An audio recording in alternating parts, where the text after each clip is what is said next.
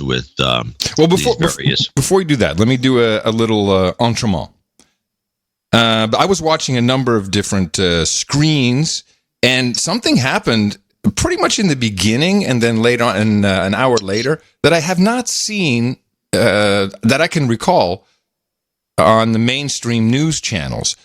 Typically, when there's a session like this, they just let it all run. At the end, they come in. They've got all their pundits. CNN, I think, had 9 people, 9 people in the semicircle.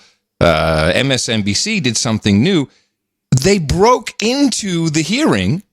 Have you ever seen that, where there's a hearing of some importance and then they break away to comment on it before it's over? Why?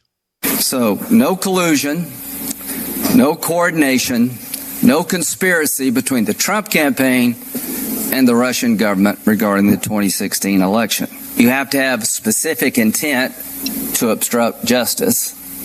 If there's no underlying crime... We're reluctant to do this. We rarely do. But the chairman of the Judiciary Committee just said that Mueller found there was no collusion.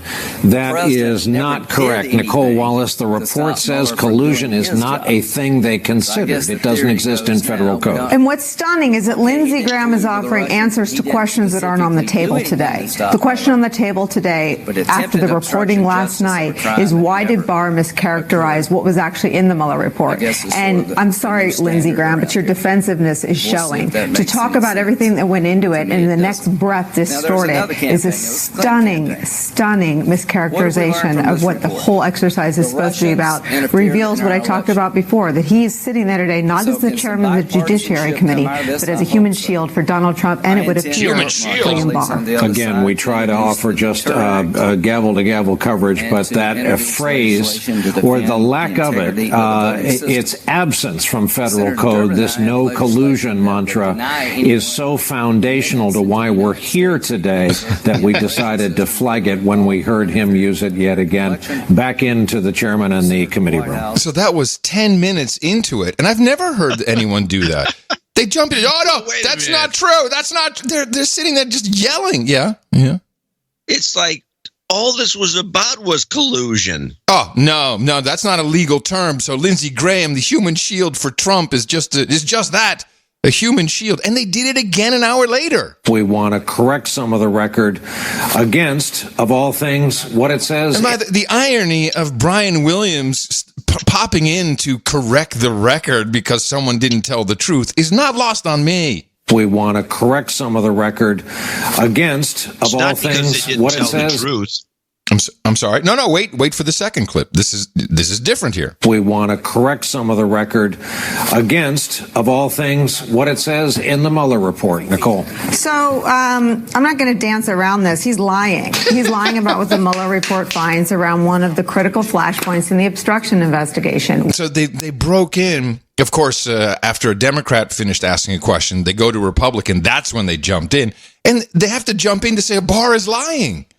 They could not wait to do it afterwards and do a clip. I guess they feel that, and this is really what this whole hearing was about, at least what I saw, was, hey, you said this about the report, but it was really quite different. And then Mueller said, well, I wish you had shown those 19 pages. And then Barr said, yeah, I'm going to show all the pages. It was only about Barr's interpretation of the Mueller report and the 3 weeks in between the full report being released. That was the argument.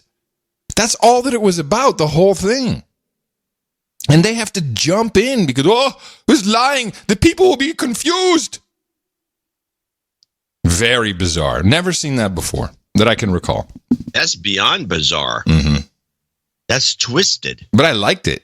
After we hear nothing but collusion for 2 years from the NBC and the media. You can't. How do all of a sudden anyone even brings it up? You got to jump in and say, hey, it's not a legal term.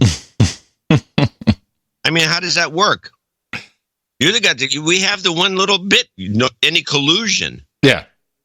That's what we do all the time. Any collusion? We've had it everywhere.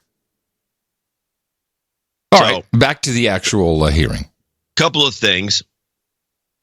let's hear about this is Blumenthal going on and on, because this is a little the discussion on the concept of exoneration, which apparently, they made Barr was kind of beside himself as to why Mueller put in he's not exonerated when it's not anything they do, and I think he explains it here pretty clearly. The report says that they could not be sure that they could clearly say that he did not violate the law. As you know, that's not the standard we use in the criminal justice system.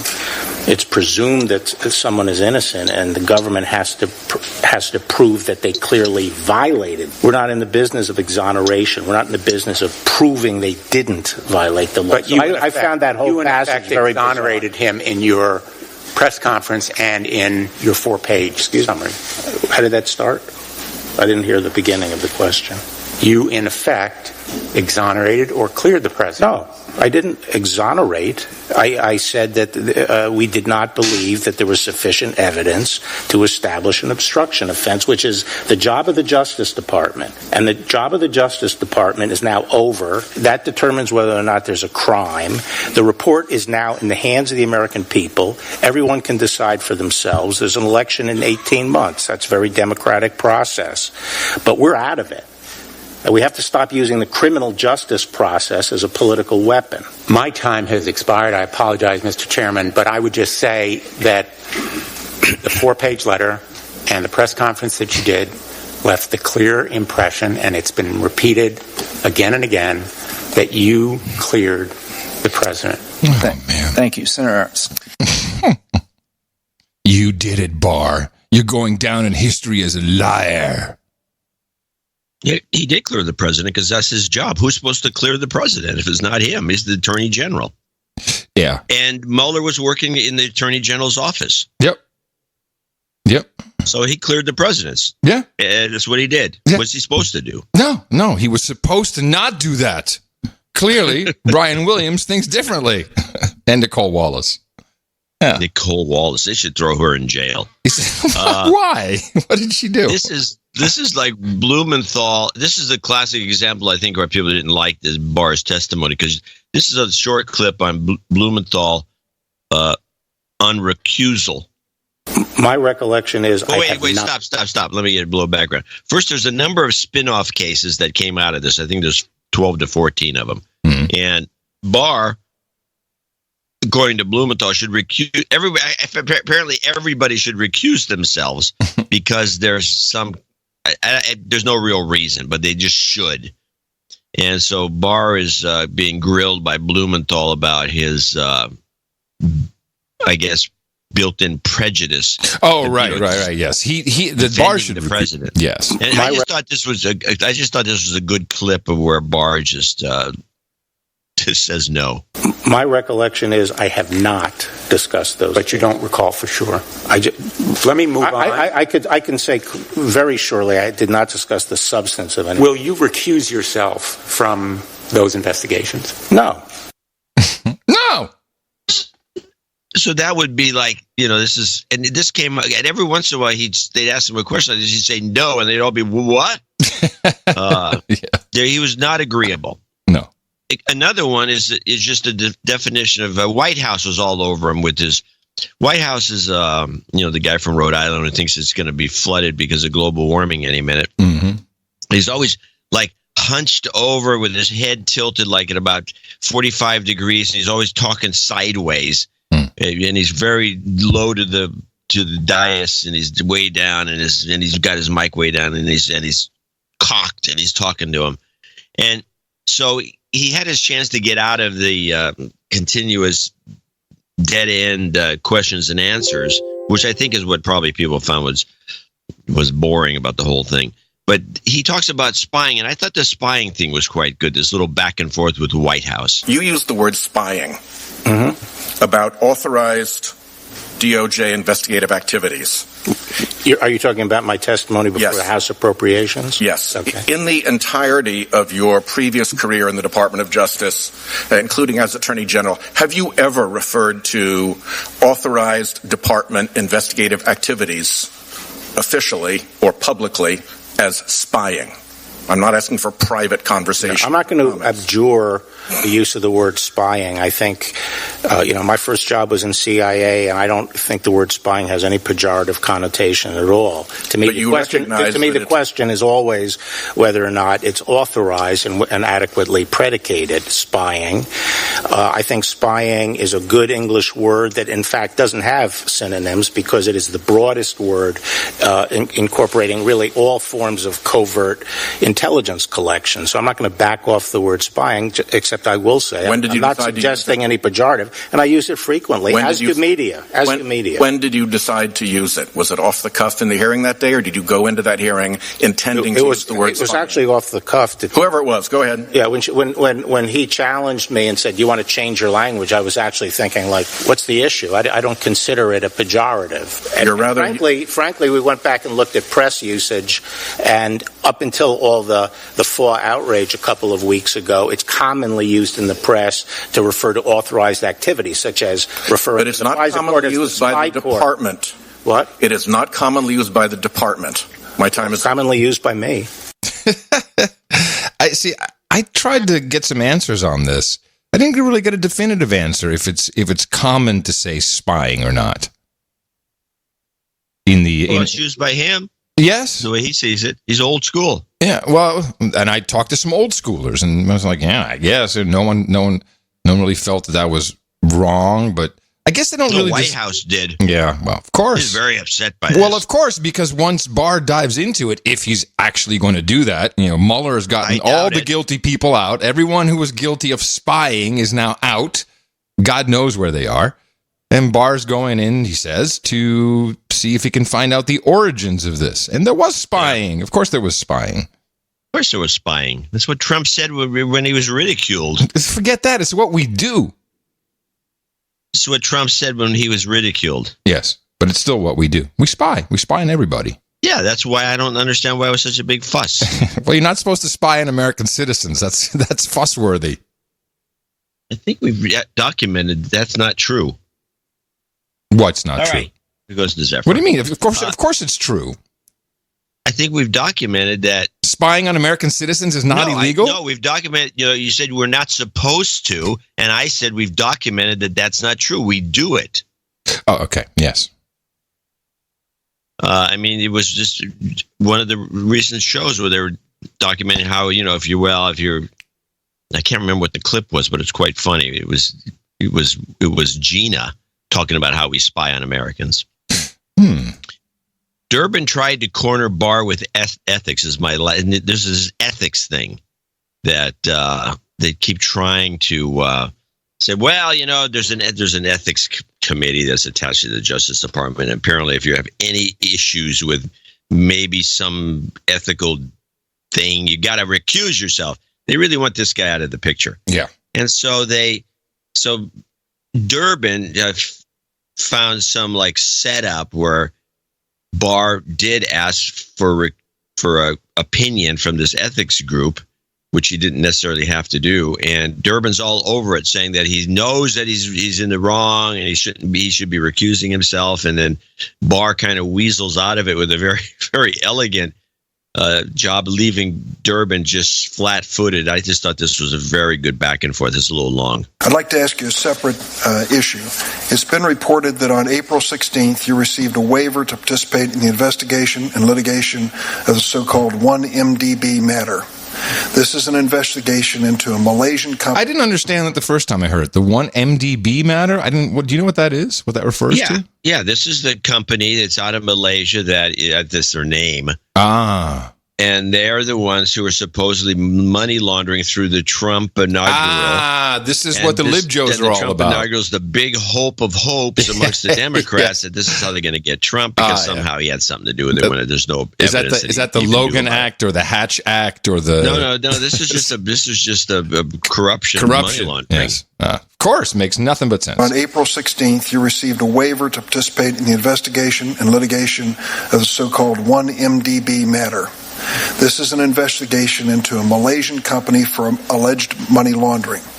According to news reports, as part of this investigation, the U.S. Attorney's Office for the Eastern District of New York is investigating whether a Malaysian national illegally donated to the Trump Inaugural Committee with money taken from 1MDB. You sought a waiver to participate in this matter, even though your former law firm, Kirkland & Ellis, represents an entity involved in the investigation, namely Goldman Sachs. How many waivers have you received to allow you to participate in matters or investigations involving Trump businesses, the Trump campaign, or the Trump Inaugural Committee? None. You did seek a waiver in this case? Actually, the impetus, as I recall, and people should jump me if I'm wrong, but it didn't come from... He said that a lot. He, instead of people should jump in, he kept saying people should jump me. But he kept saying that. No, he only said it twice. Well, I heard it a couple times, but isn't it people should jump in instead of jump me? You don't want to have people jump you. Why? I have no idea what he's just like his little phrase. Yeah, people should jump me. Hey, jump me. Yeah, jump me. Or the Trump Inaugural Committee? None. You did seek a waiver in this case? Actually, the impetus, as I recall, and people should jump me if I'm wrong, but it didn't come from me. I was asked to seek a waiver in this case. Do you see the problem if the issue is whether or not a money laundering operation in Malaysia is sending money to the Trump Inaugural Committee, that as Attorney General of the United States you may not want to involve yourself in this? No, I don't. Because I was not involved with the inaugural. Why would you seek a waiver then to participate in this? The waiver was, I guess the conflict was not because of any relationship I had to the inaugural committee, which I didn't. No, it's the Goldman Sachs, your former client. No, it's Kirkland Ellis, the law firm. Right, and their client, Goldman Sachs.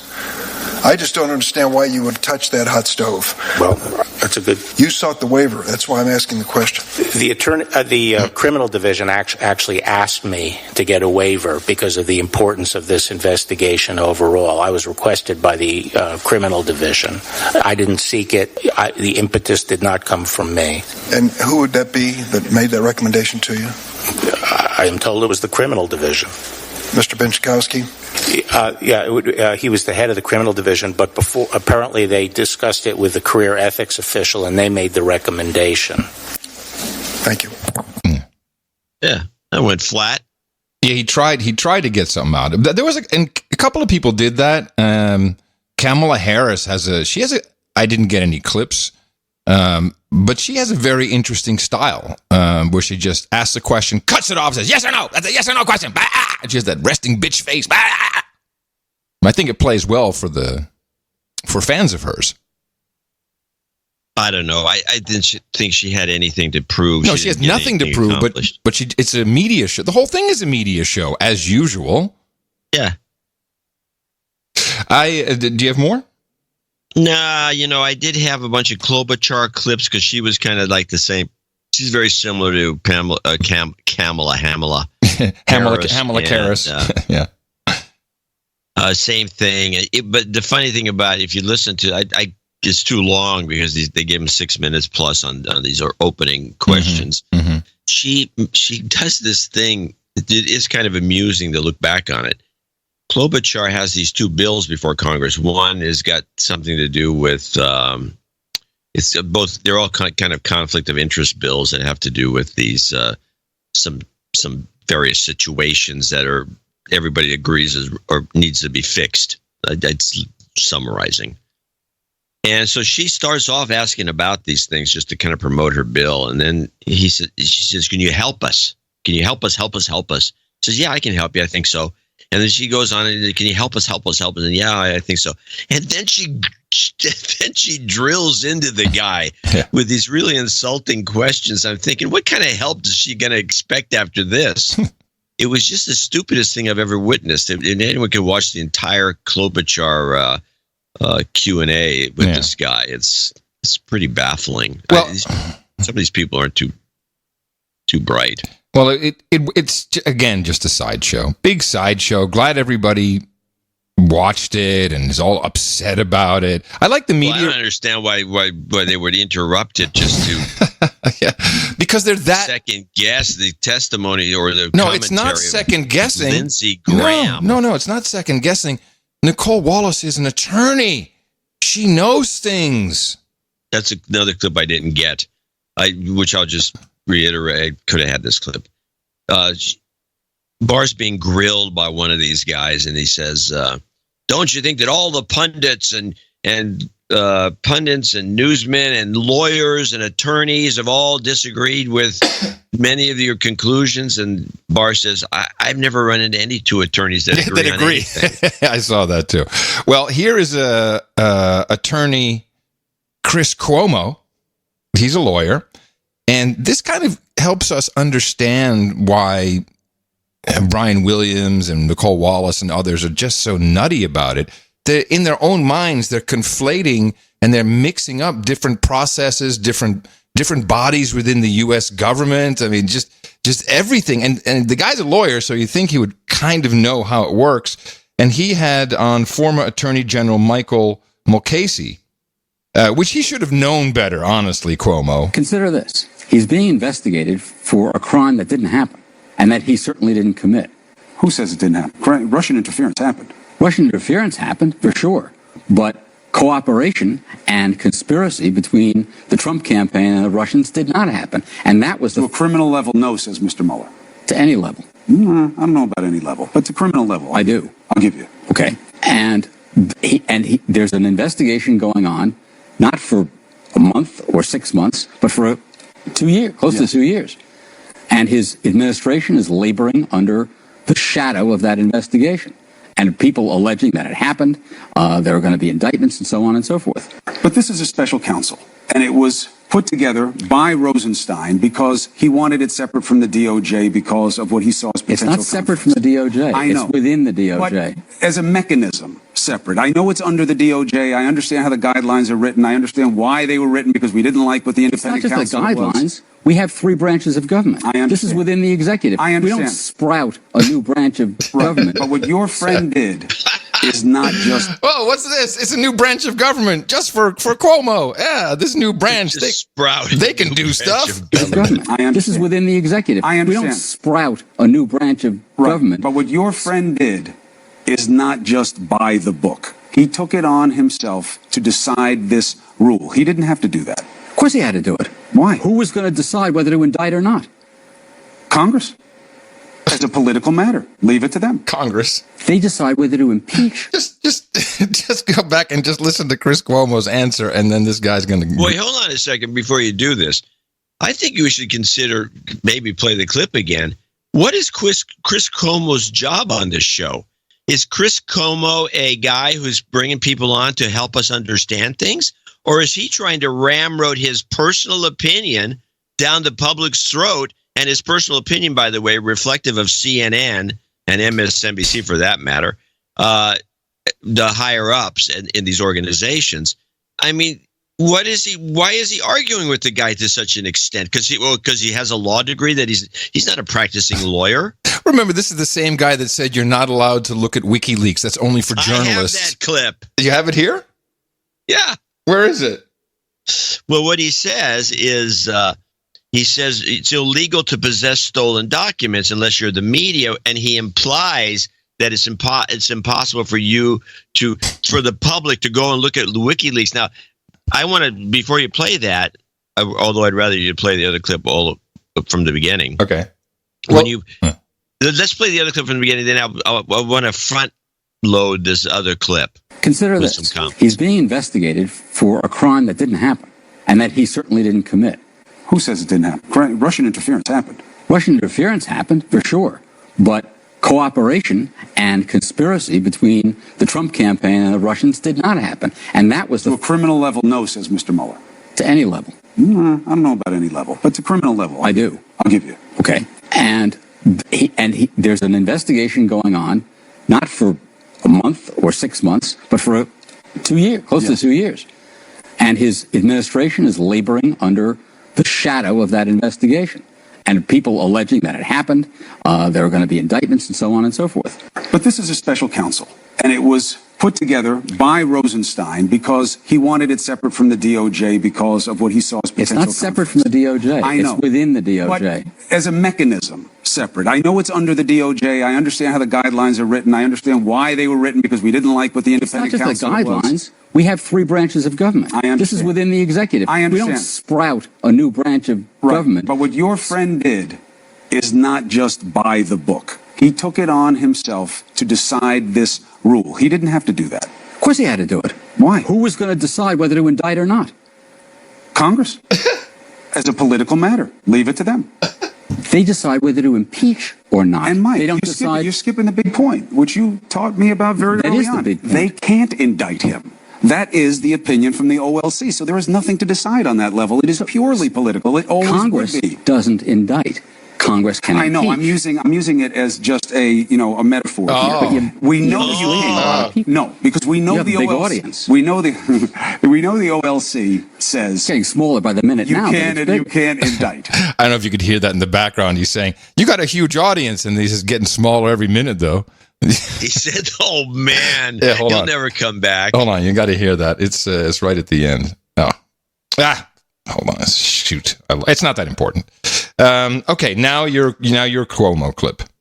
Well, so Cuomo has got, and I have to say, when I heard this clip, and I don't have the long version, but he talks about how it's okay for the media to look at WikiLeaks because this is stolen documents, and he doesn't say it, but he implies that if you look at it, you're breaking the law. Well, yeah, if you're a spy, which makes me wonder about him, because to have this in your brain, you have to be a spy. Is that the level of our spies in the United States? Woe is me. We're doomed. Well, we've known this from I think 2 or 3 years ago when our economic hitman, the one I think that we refer to as such, was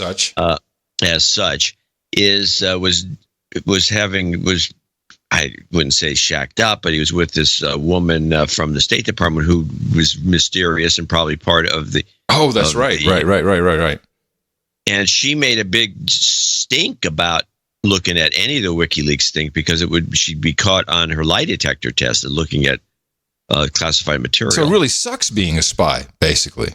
So the spies themselves, if something's public domain but it's a secret, they're not allowed to look at it. The spies are not allowed to look at it for stupid reasons. Let's face it. I mean, this is the dumbest thing if true. It could be bullshit, but it's stupid. But when Cuomo says this, it sounds like he personally is a spy, and he's just spewing the litany about what spies can and cannot do, not what the public can and cannot do. Assuming that the public are all spies, I guess, which I think the good part of them are, but it's beside the point. I just thought this was a very peculiar clip. CNN's Chris Como says that it's illegal for anyone but the media to read WikiLeaks.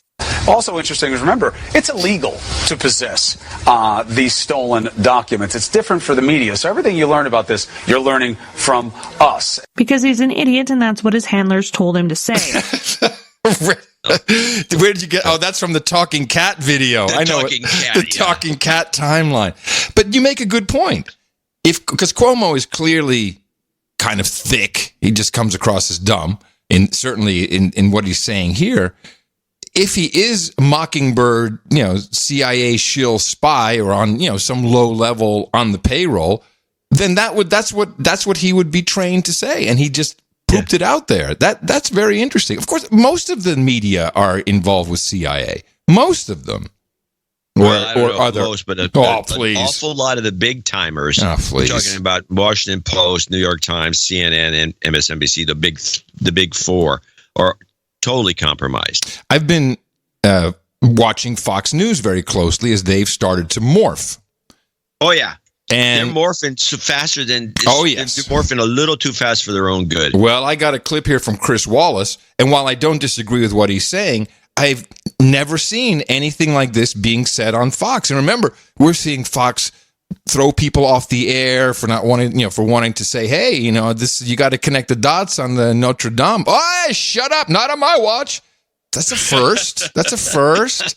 And now Chris Wallace says this. I know there are some people who don't think that this march 27th letter is a big deal, and some opinion people who appear on this network. He said, now he's making a difference between news people like himself and opinion people. That's the rift. Yes, he delivers an opinion. Oh, no, wait. No, he delivers what he calls fact, but it's very interesting to see this split at Fox News. This is fascinating. And, some opinion people who appear on this network who may be pushing a political agenda.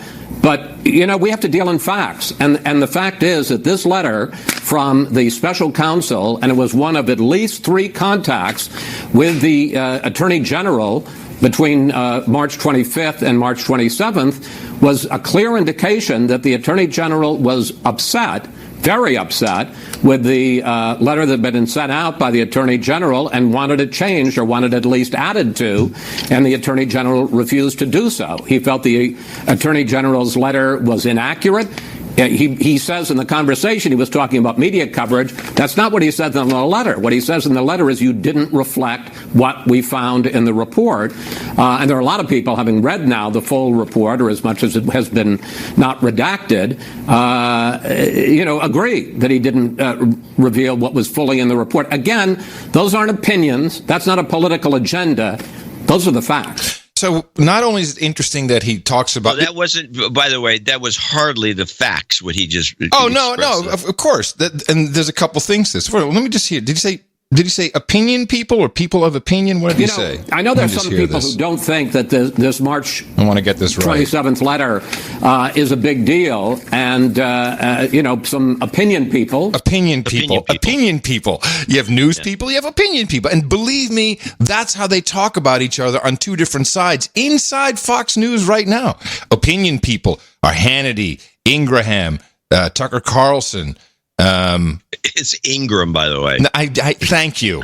I love Ingraham, though. This is what it looks like. That's exactly how you spell it, Ingraham. Give me a break. Yeah, Ingraham. I'm going to use that. So with Paul Ryan now on the board of directors, the Disneyfication of the Fox brand itself, which does not include Fox News, there is something going on. And I'm still seeing MyPillow.com ads during Tucker's show, which means they can't sell ads.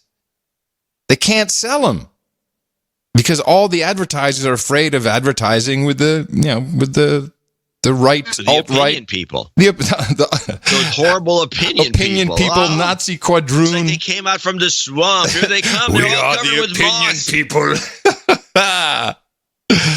Yeah.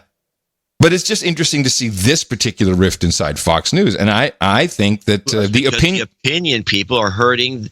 They're good for ratings, bad for business. Opinion people are on the outs. I think it's over. Good for ratings, bad for business. Yeah, that's the problem with that model. Yes, that's the problem with the advertising model in general, because we all know in the United States of America there is only one God, and that is the advertiser. The advertiser rules everything.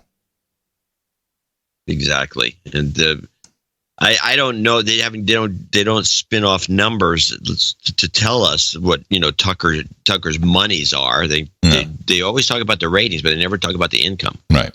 Well, I noticed that. I do know that CNN. Let me see. CNN's ratings in April dropped another 26% in prime time. Now, we're still all talking... Can't they get a clue? I guess if you're run by the CIA, let's say, or somebody other than your own common sense, you can't make corrections on these sorts of things. I mean, they could correct the course. I mean, CNN International is doing fine. I mean... it's watchable. CNN International is actually watchable. I watch every once in a while. I catch it. I go, wow, this is pretty good. How do you receive it? I don't have it here. How do you get it? You watch it online? I think I've gotten it on. Yeah, I got it on. I get it online. I get it on the computer. I have to do that online. Because if you want anything outside of Mueller, you've got to You got to flip on Pluto TV for as long as that lasts. Since they've also been co-opted, they still have Sky News. They still have RT. At least you get some information about what's happening. Yeah, the RT is doomed. Well, they're a Russian agent. Well, they're registered and registered as such. Registered under the FAIR Act. As such. Yes, they are registered as such. Yeah, it's fantastic. Great time to be alive. Well, it's the golden age of the internet. So where do we it's a goal. It's pay attention now, kids. You're not going to see it like this. Even like this show is doomed. Well, I don't know. I think we'll make it out before the real crunch comes down. You mean exit strategy? I got angry letters about this. Yeah. Producer emailed me. People in my family have donated, but I just can't. When you keep talking about exit strategy, bring back the good old days. I said, what good old days? What do you mean we were doing one show a week for 40 minutes and you weren't donating? I said, you want that? I don't think so. So you do know that exit strategy is a joke, right? Kind of. I mean, if we had a real exit strategy, we'd exit. But right now, we obviously got nothing. But right now, being on the front lines of the podcast reboot is fabulous. No one cares about us. Not a single story. Nothing covers us ever. No. And my favorite thing, and of course, Adam doesn't like me talking about it, although he nods his head and says, yes. That's the Tourette's, yeah. Is the following, which is they have all these specials on podcasting and they have all these conferences and they have a lot of articles written in the New York Times and elsewhere to mostly promote their podcast, which is okay. And they go on and on about the history of podcasting and no one ever, I've actually asked them about this specifically. Have you ever been given a single phone call? They know where you live. To be asked one simple question about podcasting and its history and maybe some thoughts on you can't monetize a network, which you keep harping on Twitter. No, get a call. No, I do get calls say, hey, I'm writing a book about MTV. You want to write the foreword? That's what I get. Oh, you should write the forwards. Fuck no, I'm not going to do any of that. I'm not interested. In the studio, I deliberated for a while. I'm not hanging up a single thing from my past. All the newspaper things, all the awards, the records, all going in the attic. I'm done. You know what we need? I'm done. Is No Agenda album cover wallpaper. Now, that's a great idea. Yeah. Ooh. And each roll can have you could probably do 3 across. No Agenda shop, guys. Pay attention. And it'd be a nice wallpaper. And you just wallpaper your walls with No Agenda cover art. By the way, before I just want to go back to one thing about it. Could be sound insulating. I want to go back about the Mueller report. Here's one question I have that I'd like someone to answer truthfully and with backup. How much did the Mueller report actually cost? It was $20 million, it was $40 million, it was $25 million, it's $30 million, it's more than $50 million, it's everyone has a different number. Yeah, they do, but I think it was always been kind of targeting 35 million. Although 33 would be a better number. That's what I'm waiting for. We should just introduce that and just keep saying it.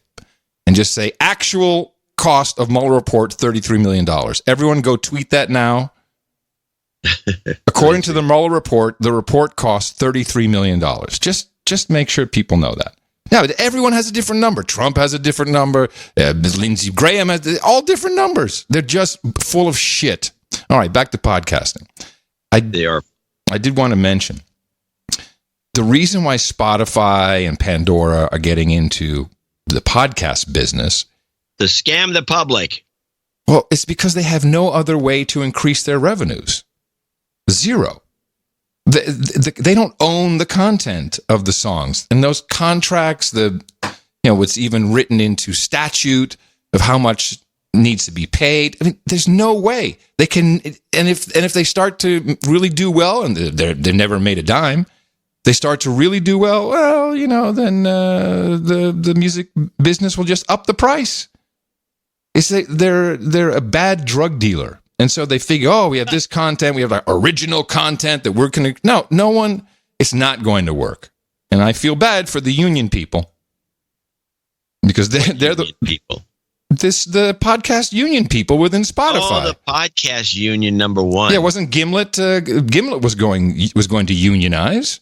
Oh, yeah, Gimlet. Yeah. Yeah. I feel bad for them because they're actually going to put themselves out of a job. In fact, I was talking to a guy in Holland just yesterday. Big TV show. Didn't work out too well. Ratings low. Canceled after 24 episodes. I've known him since I was 21. Radio guy. And he's been doing a podcast, which is good. It's very right wing. He talks a lot about Trump and how, pretty much the same situation in Holland. And he said, I'm just going to do this podcast. And he wanted to know how the value for value system worked. And I said, the first thing you got to do, because he'd been talking about this, stop with this idiotic video. Stop. Don't do video. You will never make it if you do video. He said, oh. And he had to think about it for 2 days. He said, I think you're right. I said, yeah, look, and by the way, you're ugly. You're fat and ugly like me. I got Tourette's. We belong on a podcast, my friend. We don't belong on video anymore. Okay. I have to say the thing about people do mention, well, why don't you guys do, you can always just do pictures on the video. I don't know what the point of the video is if you can listen to a podcast. It's not that hard to just listen instead of have to stare at a screen with pretty pictures. Mm-hmm. I don't know. I've never people just all are enamored. Well, all the money you can make from YouTube, this sort of thing. Yeah, look what PewDiePie makes. That guy's rich. Yeah. Well, don't worry, he'll get kicked off. It's only a matter of time. It's so typical. Let's talk about 2020 for a second. I don't know if you have anything, or give us an update. Who's from the Cosmic Weenie report card? Who's the front runner right now? Is that still Joe Biden? No, it hasn't been Joe Biden for weeks. You should get. I update that thing with a version number. Okay, so what is the latest on the report card? Bernie's number one. Bernie's Biden's number 2, and Hillary's number 3. Well, let's look at this. Here's Biden saying something very interesting. Why is it not starting? Oh, there we go. Meanwhile, Joe Biden playing down the economic threat from China. Watch this. China is going to eat our lunch? Come on, man. They can't even figure out how to deal with the fact that they have this great division between the China Sea and the mountains in the east. In the west. They're not bad folks, but guess what? What did he say? They're not. Did he have a senior moment there? Hold on. Listen to this. They have this great division between the China Sea and the mountains in the east. In the west. They're not bad folks, but guess what? They're not competition for us. Whoa. Yeah, exactly. They're no competition for us. Oh, okay. He took all our manufacturing jobs. Who's he kidding, this guy?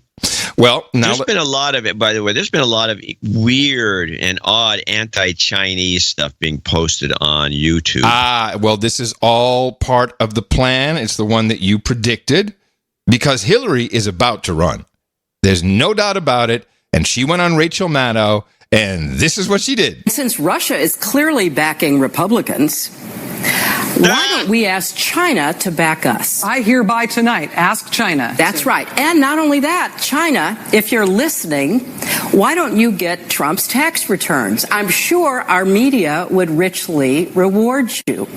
Now, according to the Mueller report, that is not conspiracy because it's done right out in the open.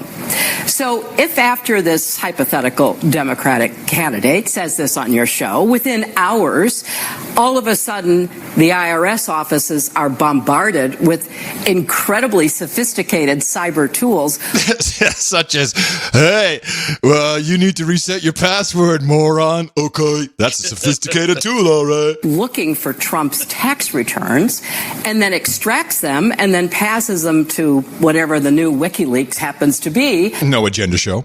And they start being unraveled and disclosed. Nothing wrong with that.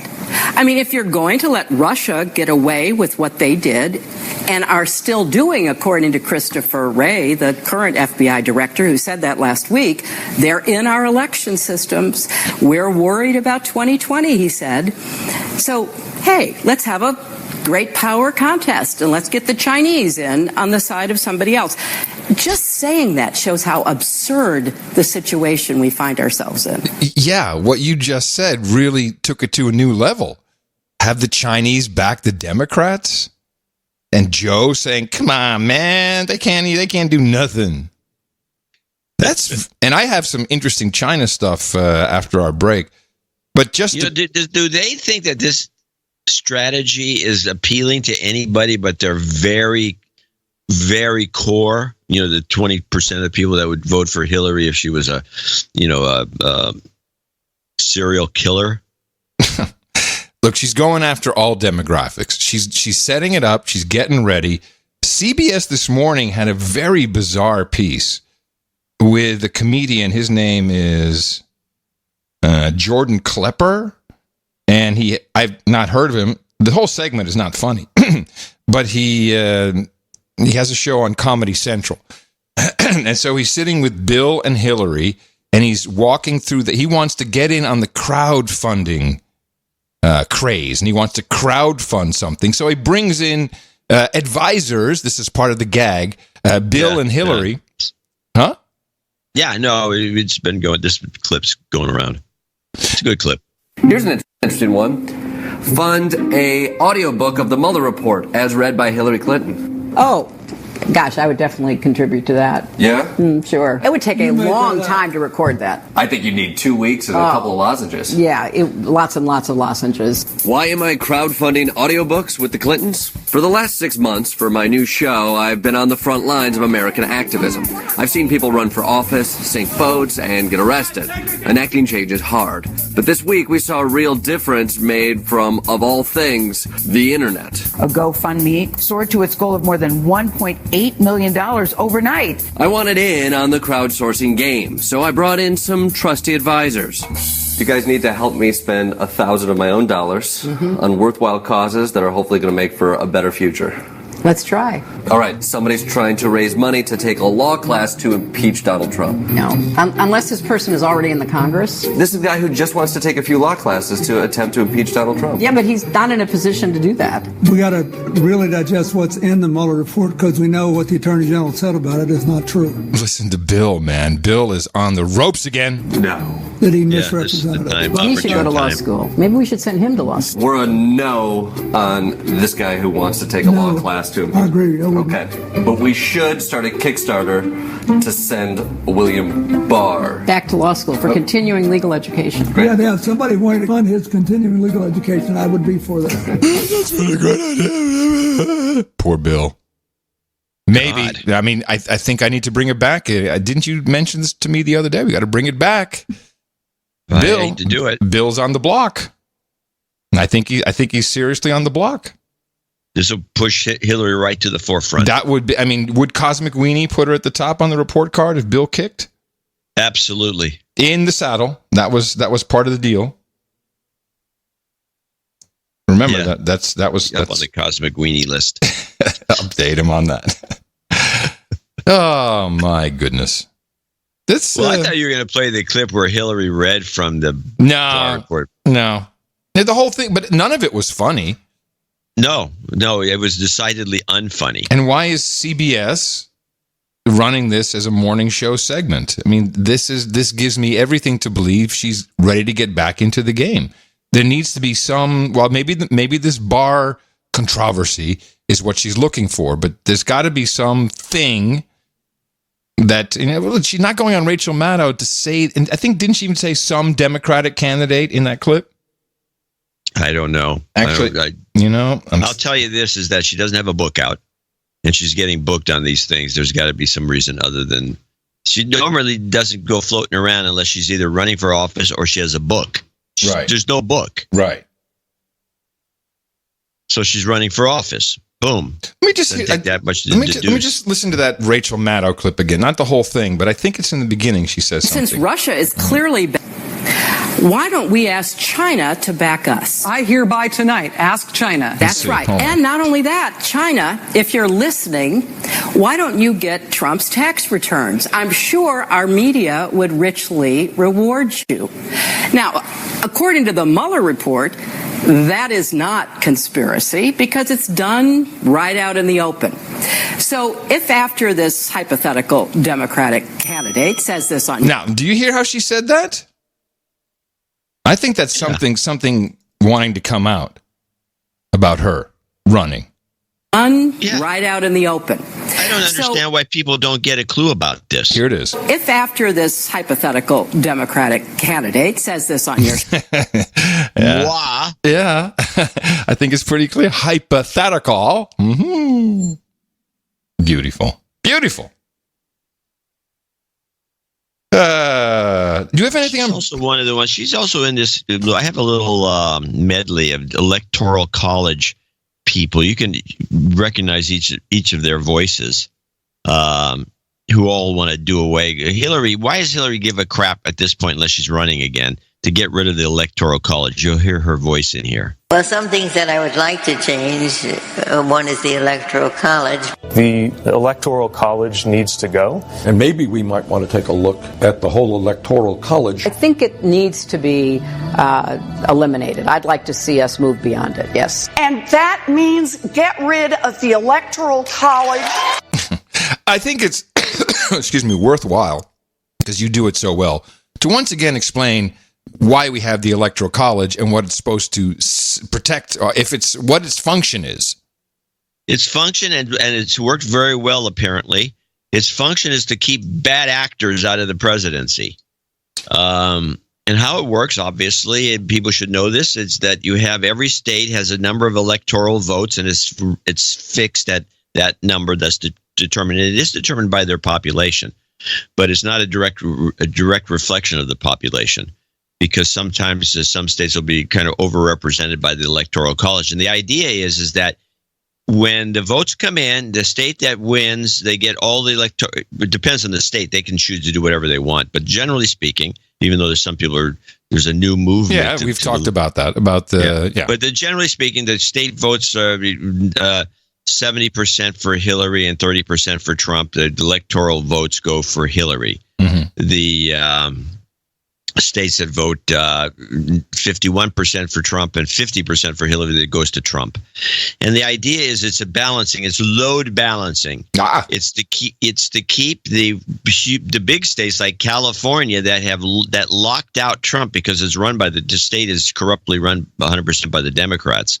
And the vote kind of was like 70-30. It was something along those lines, and it turned out to have 4 million more votes for Hillary than Trump, when most states had like 20,000 more or 50,000 more or something reasonable. So the popular vote, if it's eliminated and you only go to the electoral vote, hey everybody, this is your favorite neighborhood Elliot. It eliminates the chance of 2 or 3 big states loading up and pushing through whoever these big 3 states want, because they've got so much population that they can be overrepresented. And so it ruins the idea of our federal government. We're a federation of states. Yes. We're a republic. And republics aren't democracies, and they keep using. That's why the Democrats keep saying democracy, democracy, democracy, when it's a republic that we are. And a republic is balanced, so you don't have the tyranny of the majority, which is the problem with democracies. And that's what's actually going on. No one ever brings this up, and we don't for some reason, but we don't bring it up in the Brexit vote. The Brexit vote, which was 51% to 49, something along those lines, 3% I think was the difference. That's 2, but that's how a tyranny of a democracy works, where almost everybody doesn't want this.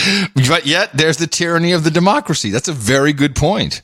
It's a tyranny of the majority in a democracy, and the majority can be a tyranny very easily, because especially if people don't come out to vote, like at the Brexit vote, all the youngsters they're all pro EU, they don't even want to be British. They didn't even bother. Who cares what difference it makes? And then they lost the vote, and the next thing you know, they're all bent out of shape.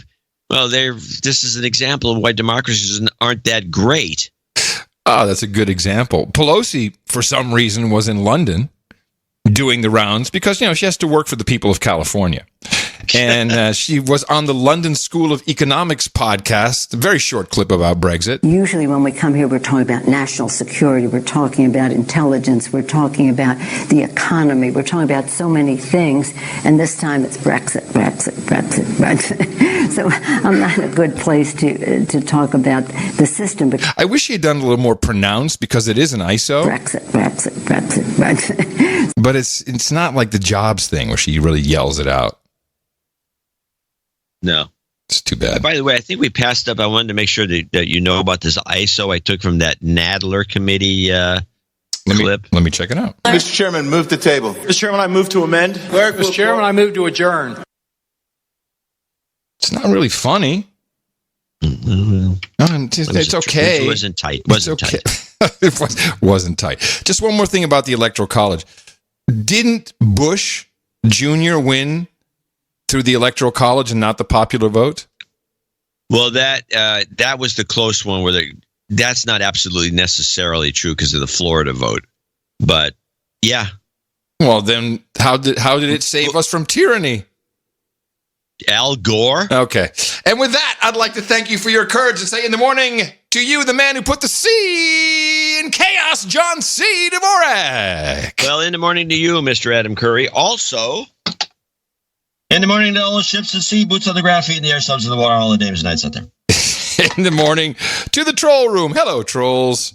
I don't know how many trolls are in there right now. Let's take a look. How many trolls? I forget what is it. Is it LC? There's my command. 962. Low trolls. We need more trolls in there. NoAgendaStream.com. You can go in there 24/7, 24 hours a day.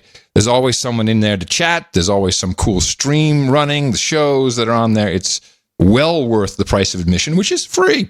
So that is NoAgendaStream.com. Also, in the morning to Cesium 137. It's been a while since Cesium has scored the artwork for episode 1133, No Apology.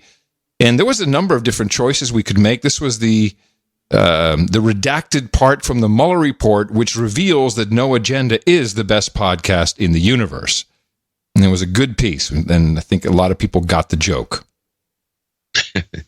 Oh, you were going to comment on the redaction. I hate to backseat drive an artist. Guess the artist. Backseat drive. Well, no, I wasn't going to say this on the show, but while we were talking about it, I said the only thing I don't like about it is the redaction marks are not the way they look in real life. They're square, they have sharp edges, and this was all fuzzy. So like it was maybe if you have a redaction from the 70s, it might look like that, but I don't know. It's okay. I love the piece, and I thank Cesium 137 very much. You sure soft-pedaled that. Also, thank you, Paul, Sir Paul, for upgrading the art generator over the last couple of days. He announced it to us. Is it running again? Yeah, it is. It's running. Of course. These guys, people work hard. They work their asses off for the value for value. I wasn't running yesterday morning when I was doing the newsletter. I know. A lot of people were complaining about it. But, hey, the thing is running. He gave me a heads up if anybody bitched to me. Yeah. And we now have, at this point, oh, my goodness, we must have over 11,000 pieces of art, maybe? I think in the 13,403 as of right now. NoAgendaArtGenerator.com. It's a great place. It's a great place to upload your art if you want to for the show. It's a part of the Value for Value network. It's a good place to go get ideas. This too. It's true. But for us, it's really fantastic. It makes a huge difference in most of these a lot of podcasting apps. Not all of them adhere to it. When the art changes, people's attention is drawn to it and they click on it. Which is a good way to go. It's probably the only discovery mechanism we really have. And I think discovery mechanisms are kind of BS anyway. That's not the big thing. And we've heard it with blogs and we heard it with every other thing. We need discovery so people can discover shows. That's not how it works. Well, that gave in to SEO. Yeah. It's like, Spotify's not making discoverability very good. Well, no, who cares? We should also hire an SEO expert. What these people are saying is, I want to be promoted by somebody. That's what they're talking about. Promote my show. Well, that's just not how it works. You got to go hit people in the mouth. That's been our mantra. That's how it works. And people who do that for the show, we appreciate that very much. And that is how it works. You get out of the network what you put into it, and we have people who've been very generous today to help us with the financial side. Our executive producers and associate executive producers for episode 1134. And at the top of the list is our Baron of Southern California, A.J. Van Steenbergen.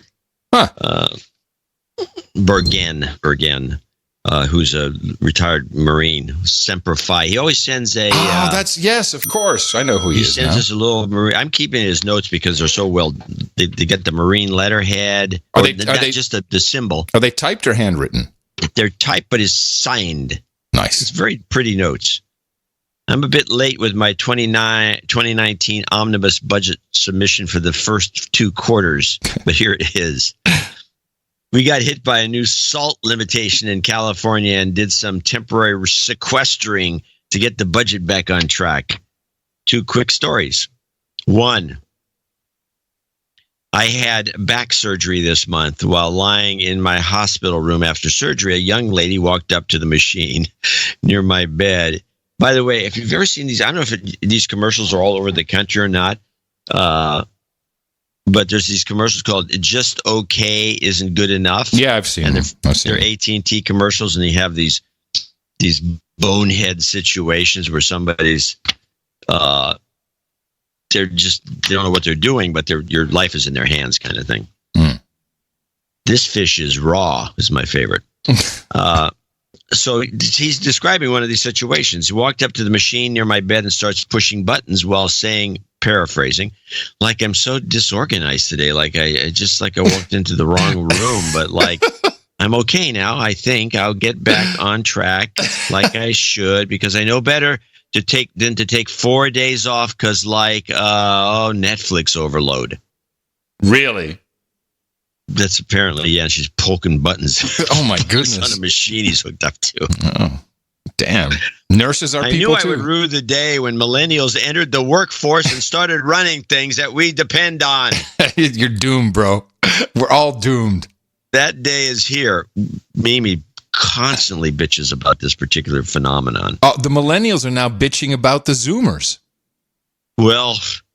They should look in the mirror. That's the way I see it. Yes, old man. I'm with you. You got it. That day is here. Lying in that bed, I did some serious ruining. 2, when my sweetheart picked up my prescription for oxycodone, the pharmacist handed her a box of nasal spray. She said she didn't need nasal spray, thank you. The pharmacist told her that California regulations now required that the sale of a dose of Narcan with every opioid prescription that contained enough pills to cause an accidental overdose. Wow. I didn't know this. I didn't know this either. That's regulation, huh? Yeah, so you get... Well, maybe we should have invested in Narcan no, you a couple can't. Years ago when we first did a story. We looked at that. It's a private company. You can't. That's the problem. They're private. Their copay was $11. The pharmacist said that he has dealt with more than a few people who cannot afford their copays, often as high as $50, so he cannot sell them their prescription pain meds. Make of that what you will. No jingles, but I could use a bit more of your health karma. Thank you. Very respectfully, AG. You've got AJ, karma. Sorry. Carlsberg. I'm always getting his name AG. Hey, maybe the heroin drug dealers should be handing out Narcan with their packages. If they can get it at this price, $11, that stuff costs hundreds. You know, just on the. By the way, I want to mention Graciela has signed his check. His wife, or I guess it's his wife. I mean, who else would be called Graciela? His nurse, his handler, could be anything. Maybe it's handler, could be his handler. Yeah. But I thought that was sweet. You know that there's fights going on in Dutch pharmacies. They have the basic idea of single payer. I mean, it's not exactly like that, but it's very much kind of an Obamacare, Medicare type system. And so the insurance companies run everything. And now people are going into the pharmacy to get their drugs. Of course, these insurance companies only want the cheapest generics. And what happens now is that the companies aren't making and distributing drugs to these countries because the demand is so low. And then all of a sudden they run out. So they keep running out of important things for people. Yes, they're running out of medication. People are freaking out and they're saying, I don't want this cheap ass. I want the expense. I want the brand name, and they can't get it. And yeah, well, the Dutch, they got. Well, here, if the doctor recommends brand name and says brand name only, do you have to get the brand name? You can't get the generic. Oh, that's not the case with the new system. No, you get the generic, and if the generic is out, tough luck. You come back in a week. It's fantastic. Well, that's no good if you need the drug. No. I'm just reporting. Don't shoot the messenger. Anyway, so the Baron of Southern California. Thank you very much. $1,000. Beautiful. Yes. Semper Fi. Now, he's followed up by our buddy who's on the road again. Seronimus of Dogpatch in Lower Slobovia comes in with 666. Uh-oh.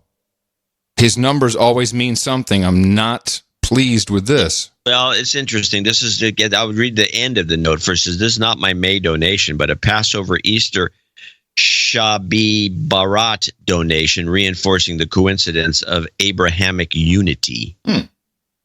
So 666 is a number. I think I don't know. That's what it is, though. 666. Thank you for all the producers for continued Peabody Award level value on this show. Consistent, persistent, unparalleled news deconstruction. I like it. Mm-hmm. John, you said you wanted to know about my travels, so here's my view from 42,000 feet today. When stays are 5 days or fewer, the experience is taxi, Uber, Lyft, Careem Track. Don't know what that is, but apparently it's some competitor. Careem Track. Someone should look that up. Careem. Airport, airplane, taxi, hotel, taxi, meetings, taxi, hotel, taxi, airport, airplane, repeat. Airline food has deteriorated to levels not seen in a decade. Hotels are portraying better services, but like the Gilded Age, it is often superficial, partly because the help is undertrained. Yeah. But good tipping in dollars always attracts the best services. Currency issues are more often discussed as the dollar's strength, and fear of devaluation or tariffs make long-term investment more challenging. Religious differences, sectarian issues are being downplayed in the press, and harmony is discussed. You note this trend on your show, and I see it more broadly with Brenton Tarrant being an international example. Christchurch. What? That was the Christchurch shooter. The Christchurch. Okay. Mm-hmm. The effort to make the Notre Dame fire a religious reawakening towards national unity seems to be failing. By the way, before I want to get this out before I forget, apparently there was a whole plan already for Notre Dame, and this, so it's not going to be restored. It's going to be rebuilt with this plan that has been around to transform the Delacy, so the island itself that the Notre Dame is on, into Europe's leading tourist destination just in time for the 2024 Olympic Games. Adds another little twist to that, doesn't it? Because no one wanted to turn this thing into that they rebuild the Notre Dame with the kind of the front part the same, and they modify the rest of it and they need to add two things to make it really, especially if they're going to do what you just described, which I believe is true. It's true. Is add a casino. Yeah. Yes. In the church. And a roller coaster. And a roller coaster around the Notre Dame. Exactly. I think now that would be fantastic. I think so. Yeah. Or maybe just I think you're right. The roller coaster. Just sell the whole island to Disney. Thank you. Onward. Anyway, our night continues. Global warming, while an AOC and Macron issue seems to be losing momentum. I have observed more Islamic scholars rather than the born-again Muslims engaged in social media replies to hate questions and similar engagement from other religious scholars. These scholars point out the context of extracted quotes from religious references to stern debate. I do not believe this is just a coincidence given the pressure to regulate social media. Perhaps like Representative Omar's gradual shift from traditional colorful head cover toward Wahhabi subdued colors, we can follow the money. I expect a new enemy is being researched for global news networks. Best quote, while being served in a crowded restaurant in Beijing, quote, too many people, we need a war to fix this, unquote. That's a food service worker. Food service workers around the world are the best source of public sentiment. No That's probably truth. The Sir Onimus of Dogpatch in Lower Slobovia. Thank you so much. It's always so nice. He has great. It really turns this segment into content of valuable proportions. Because he gives us a report. Yeah, that's fantastic. We don't know who he is or what he does, but he's obviously travels a lot. And it's always appreciated. Thank you so much, Sir Onimus.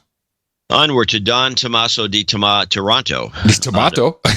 He's Kettleby, Ontario, 34567. Greetings, John and Nam. It's been a while since my last donation. He needs a de-douching. You've been de-douched. He's going to be in Seattle today, the 2nd, and I'll try to invade the Seattle meetup. Oh, good. To bring Scandinavian cheer, I thought it said order, to the Pacific Northwest proletariat.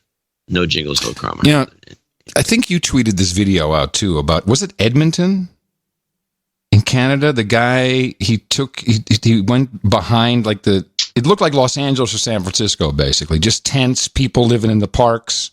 No, that's Vancouver. Was that Vancouver? I think that this is just... I think it's Hastings Street or something. This is just all over the world. This is happening all over the world. Well, mostly on the West Coast. I mean, it is happening all over the world, but the West Coast has got the worst case scenarios. Is it just... Dallas will be next, by the way, because of their new district attorney. Do you think that it's just... Because what happens is, and I think that it's now even under review... to just make, lots of cities are saying, we'll just make all public land. You can camp on it. If you're homeless. Yes. This is the local district attorneys are making these decisions, and they're allowing the cities to deteriorate. Dallas will be next. And you may be right. My thinking is, why, if no one cares anymore and says, do whatever you want.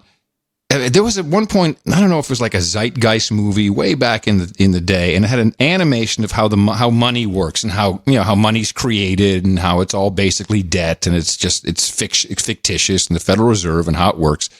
But eventually, in that system, and they have it kind of like a Rube Goldberg machine, and you see people who just drop off, who just can't participate anymore, and they kind of fly off the end there into a heap, and that's literally happening. There's no help for these people. There's no future, even though the biggest problem they have is probably drugs. Of Idiocracy. It was similar.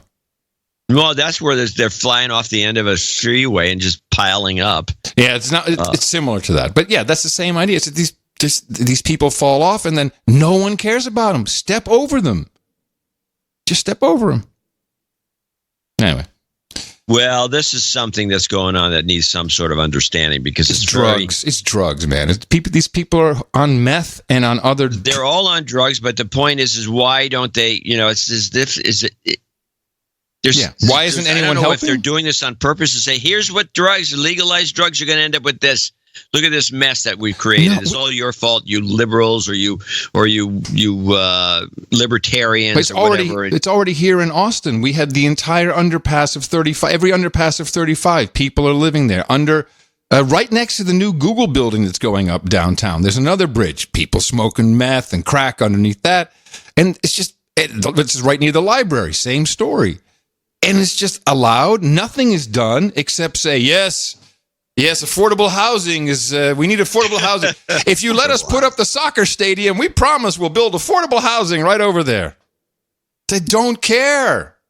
I don't know. Where's the guy with the dome who can be mayor of Austin? That guy. Bring him back. Well, it's a situation that needs to be addressed, to say the least. Anonymous follows up here with $333.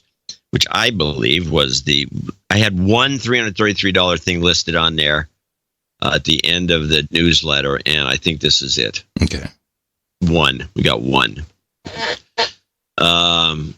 He's also in Ontario, which is, if I hit the right button, I wouldn't be bouncing all over the place. But he says, and he's in Toronto. It's a great pleasure that I finally send this anonymous note to make a long overdue donation. Let me straighten this out so I can. Okay. It's a great pleasure. I finally did an anonymous, long overdue donation to the greatest podcast in the universe. My smoking hot wife hit me in the mouth a few years ago. That's nice.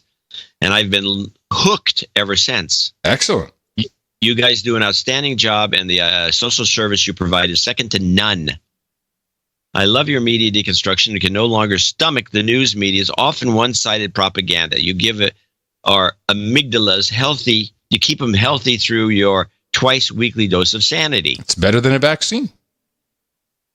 And by the way, our retired Marine has also put sanity on his little note there. Thank you. Let's check.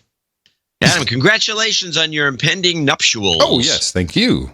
My wife and I were delighted to hear of your engagement. We're so happy that you both found each other. Yes. We made our day. It made our day when we heard John and Mimi would be in attendance on your wedding day. Made our day, too, to be honest. Tina is incredibly excited that you're coming. Moist. John. What did you just say? You're the one that said it. I brought it this up. This is the woman I'm going to marry. What's wrong with you, Dvorak? All right.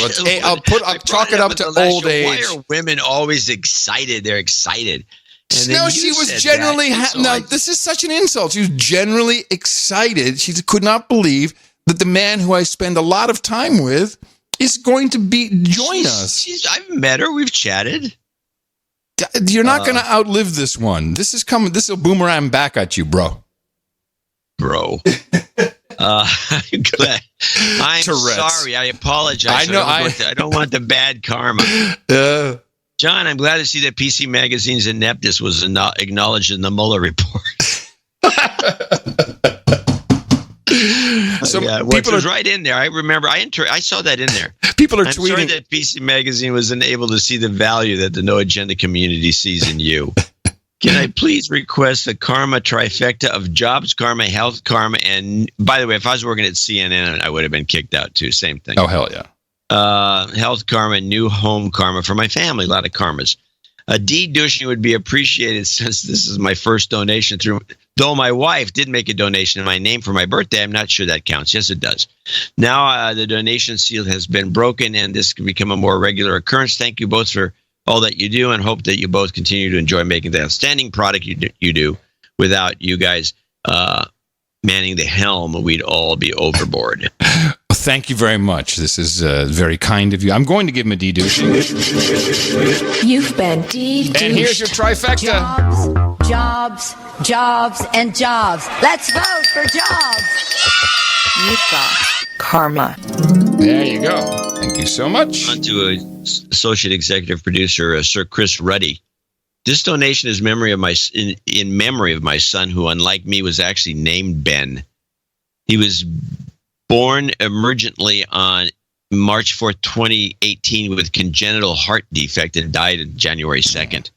Despite many open heart surgeries, which included a heart transplant in October. Oh, boy. It's $1 for every day he was alive. Please wish him a happy birthday. Yes. And let me just make sure we have that on the list. Oh, that yellow, it better be. Sir Chris Ruddy, Eagle Scout, Systems Admin, and Baronet. Yes. Thank you so much. I'm sorry. I'm sorry that's terrible. Let me just check. Double check. Yes. Okay. Got it. He's on. Good. Sir Timothy of the No Fixed Title, $201. ITM, John and Adam. Sir Timothy of the No Fixed Title here, this donation rockets me past $3,000 for my barony. Beautiful. Rocks. Wow. Yeah. I claim the Upper Peninsula for my protectorate until a baron or a baroness emerges in Michigan who lives in that area full time. Now, anybody who knows this area knows that ain't going to happen. So he's got a good bet going on here. Now we'll get a note from some nasty person. Oh, no doubt. No doubt. Mm-hmm. Until then, I hold it in trust. With the person who does live up there and bitches about this comment, they better become baron then. With my newfound rank, I can't wait to assign honorary titles for sheriffs and magistrates in the meetup in Flint this Saturday. Instead of jingles, please put this link to our No Agenda Local 1 email list sign up from the show notes. And he's got a thing here we can put in the show notes. Well, let me do that right now, otherwise I'll forget. Okay.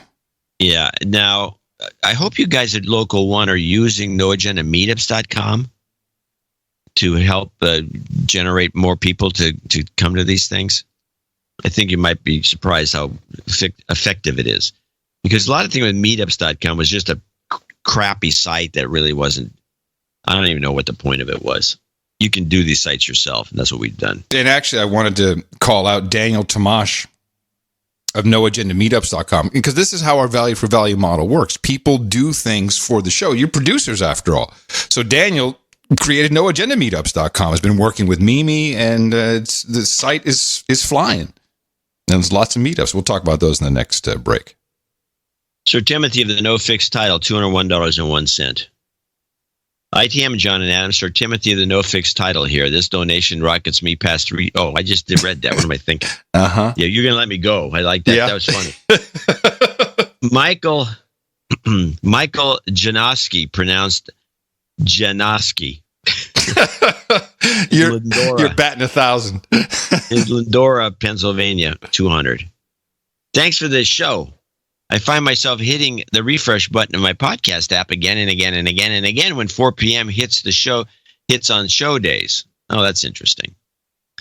Well, we try to get the show out as fast as humanly possible. Yeah, usually it's about, 40 minutes? 30 minutes? Closer to 30. Yeah. I've been timing it. By the time it gets fully posted, it might be 40 minutes because it's a big file. Yeah, the show is ready to go because we don't edit anything. We just, it's except for the beginning and maybe just chop off, just tighten it up. But then it's all the credits. Make sure we get those right because people are very particular. Have to pick the art. Yeah. We have to come up with a title, and then usually John's ready to go and let me do all the work. But I always say like, hey, so tell me, what are the kids doing? I just let it, and he goes off on some story, and I'm like, it's fun to listen to John while I'm doing all the rest. I'm just your entertainment. You are my entertainment. This automatic download check just takes too long for my patience. I've been a long-running douchebag. Please de-douche me with this donation. You've been de-douched. Signing up for the layaway plan. I will unfortunately miss the Pittsburgh meetup and hope all the success to the folks going. Please grant me jobs, karma. I'm looking for the next step in my career, hoping for the karma can do its magic for me. And that was from Michael Janoski. Thank you very much. Jobs, jobs, jobs, and jobs. Let's vote for jobs. You've got karma. Do you remember where the jobs, let's vote for jobs comes from? It was very early in our show. It was Obama time, wasn't it? It was Obama, but it was early Obama. Yeah. What was the point? Save or create. It was the cap and trade bill. Oh, I thought it was just about we saved or created jobs. I remember that. No, this is the cap and trade bill. That's where Gomer came out and said crap and trade. Yeah. That is a long time ago. And the bill, that's when Boner was still the Speaker of the House. He had this thing. He says, we just got this last night at midnight. Oh, yeah, right. On it. Yeah. And she goes out and says, we got to vote for it because of jobs. Somehow is going to create jobs. Yeah. Inspectors, because all your houses government have to be retrofitted with foam, and it was terrible. Government jobs. Beautiful. Terrible. But it did produce one thing and one thing great, I have to say. Pelosi jingle. Yeah. Pelosi jingle. Yeah. Thank you, crap and trade. Lionel Ewing is next on the list from Parts Unknown. And he says, thanks for the passage, karma, to move my sailboat sideways from San Jose del Cabo, Mexico, to Southern California. Oh, that's right. Well, in Mexico, your show was the only source of news. The passage took longer than planned because I did not get a de-douching for my first donation. What? Can I get a de-douching this time and some jobs, karma? Yes, of course you can. You've been de-douched. Jobs, jobs, jobs, and jobs. Let's vote for jobs. You've got Karma. Well, he says Sideways, his yacht, sailboat, is being refitted to sail around the world. So he's going to go on a... Oh, so wow. He needs the Karma for sure. Well, what he needs is an APRS transmitter. So we can follow him.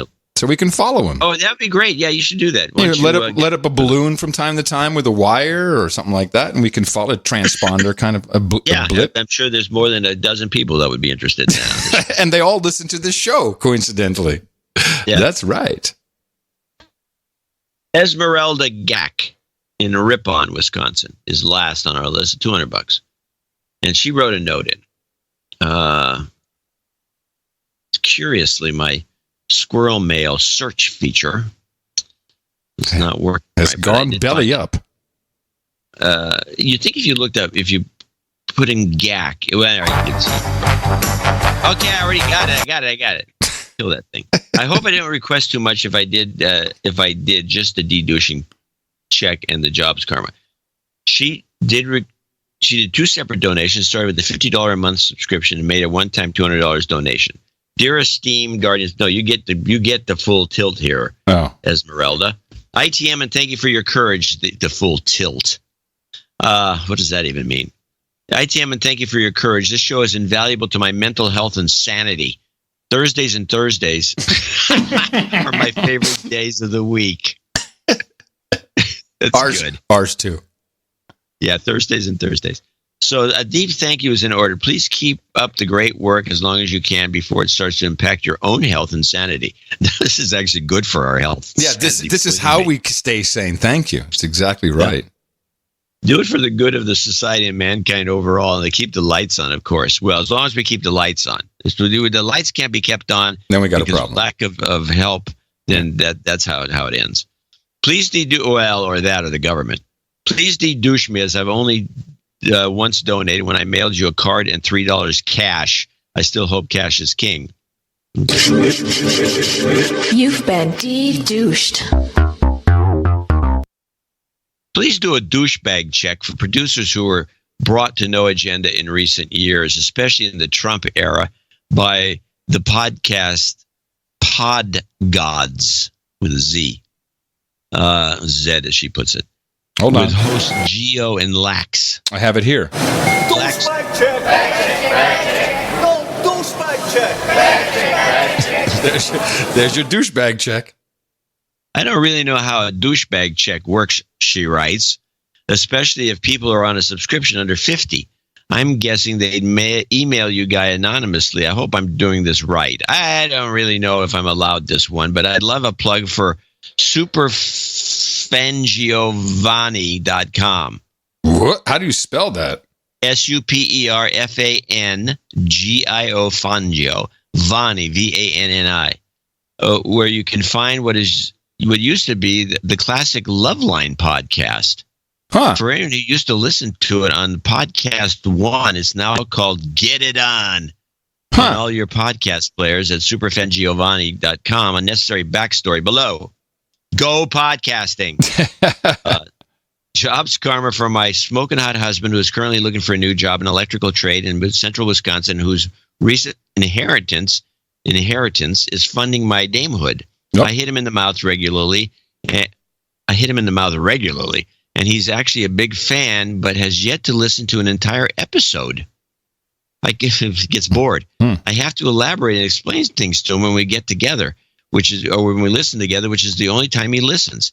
But since he's paying my donations, I can't truly call him a douchebag. Sorry for the long note, and thank you for the immeasurable value to bring into my life on a day-to-day basis. Oh, thank you. Long-winded, liberal, occasionally friendly troll and future dame Esme. Beautiful. From Ripon. Right. Well, thank you. Goes on with some other details. Was this that was it, right? Yeah. Good list. Thank you. And some familiar faces there who always come in to save the day.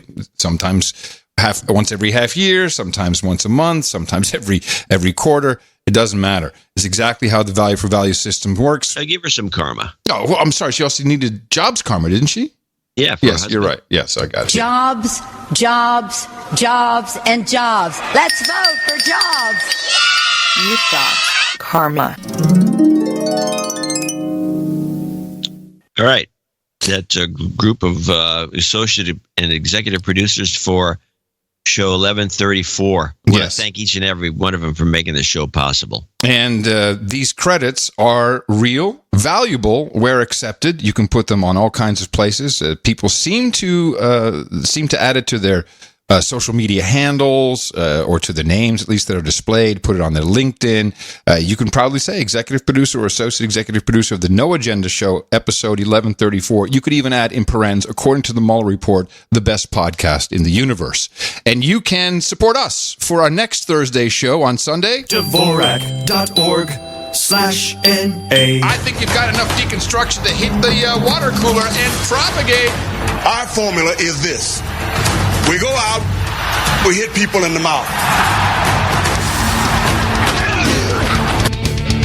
Shut up, slave! Shut up, slave!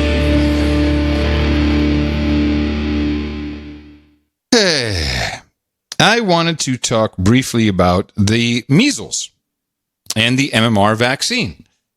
Yeah, where's our jingle? Do we have a vaccine jingle? No, I don't think so. Oh, you're saying, hey, producers, where's our vaccine jingle? Is that what you're doing? Well, I was thinking measles specifically. Yeah, I don't think we have anything. Now, the reason why I'm following this is in the early days of this show, I caught a financial conference. It was JP Morgan or some of these outfits, and they have all the analysts and everyone comes over and they talk about how great their company's going to do. And the pharmaceutical guys, I don't know if it was Merck specifically, but it was the pharma guys were showing it was a pharmaceutical conference. That's what it was.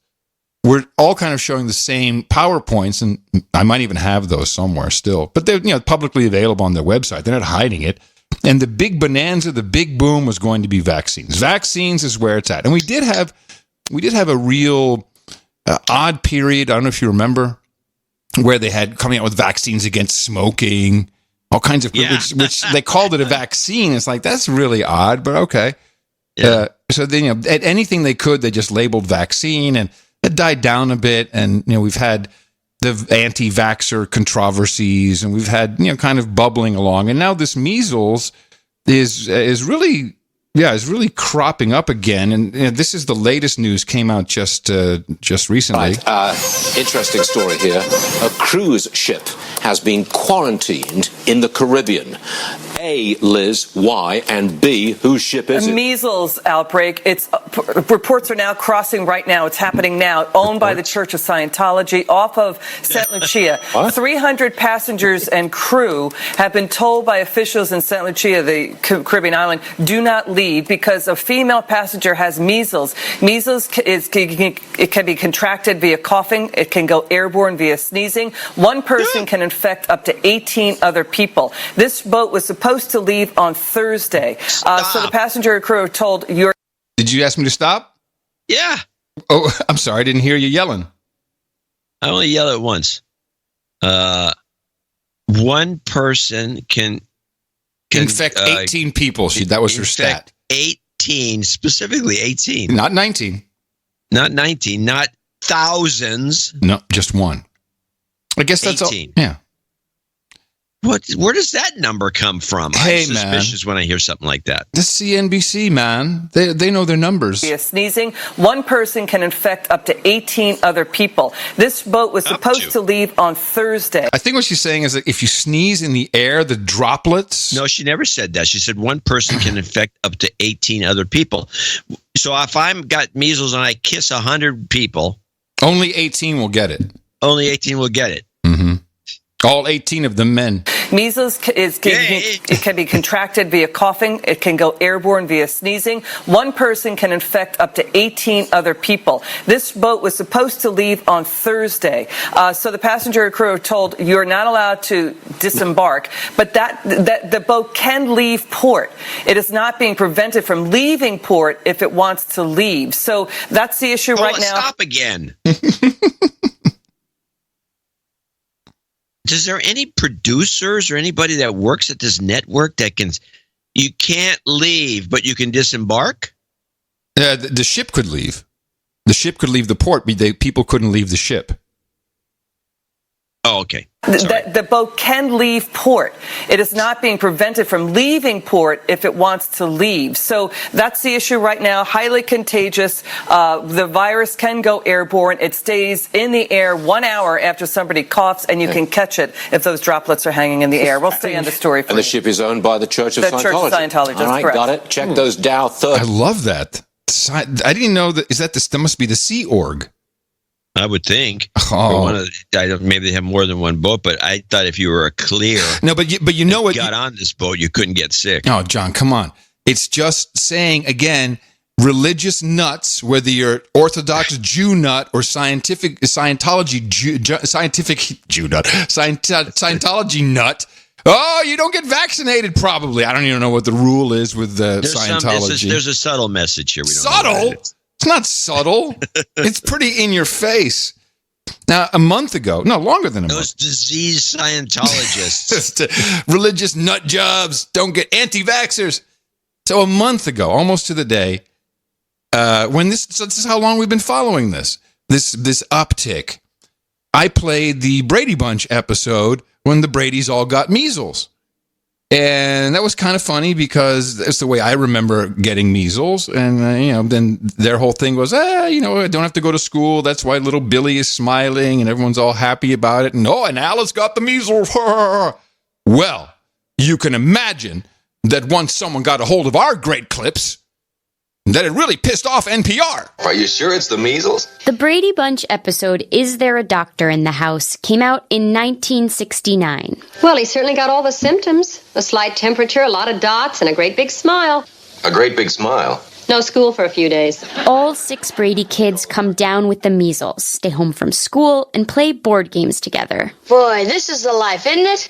Yeah, if you have to get sick, you sure can't beat the measles. That's right. No medicine. Inside or out. Like shots, I mean. Don't even mention shots. Yuck! People who are critical of vaccines bring up the episode often, like Dr. Tony Bark, who testifies against vaccines in courts and public hearings across the country. So, what do former cast members think about their show being used as evidence measles is not such a big deal? Actress Maureen McCormick played Marsha as a teen. Marsha! She says she found out a few months ago that an anti-vaccination Facebook group was circulating memes of her with the measles from that episode. She was furious. I think it's really wrong when people use people's images today. So what she's really pissed off about is she got a dumb deal back in the day, has very low, any residuals, and she's like, well, they're using my face to promote something. I'm not making my money. That episode, she was furious. I think it's really wrong when people use people's images today to promote whatever they want to promote. As a mother, my daughter was vaccinated. And she says she got the measles as a kid before the vaccine was introduced. It was nothing like the Brady Bunch episode. She got really sick. Lloyd J. Schwartz is the son of Sherwood. Too bad they didn't have any clip of her saying that herself, but we'll just take NPR's word for it. It was nothing like the Brady Bunch episode. She got really sick. Lloyd J. Schwartz is the son of Sherwood Schwartz, Brady Bunch creator who passed away in 2011. Dad would be sorry because he believed in vaccination, had all of his kids vaccinated. Everyone who caught the measles in the Brady Bunch was fine by the next episode. And most people who catch measles in 2019 will be fine too once they recover. But that's not always the case. The virus can cause pneumonia, in severe cases brain swelling, and deafness. You will die.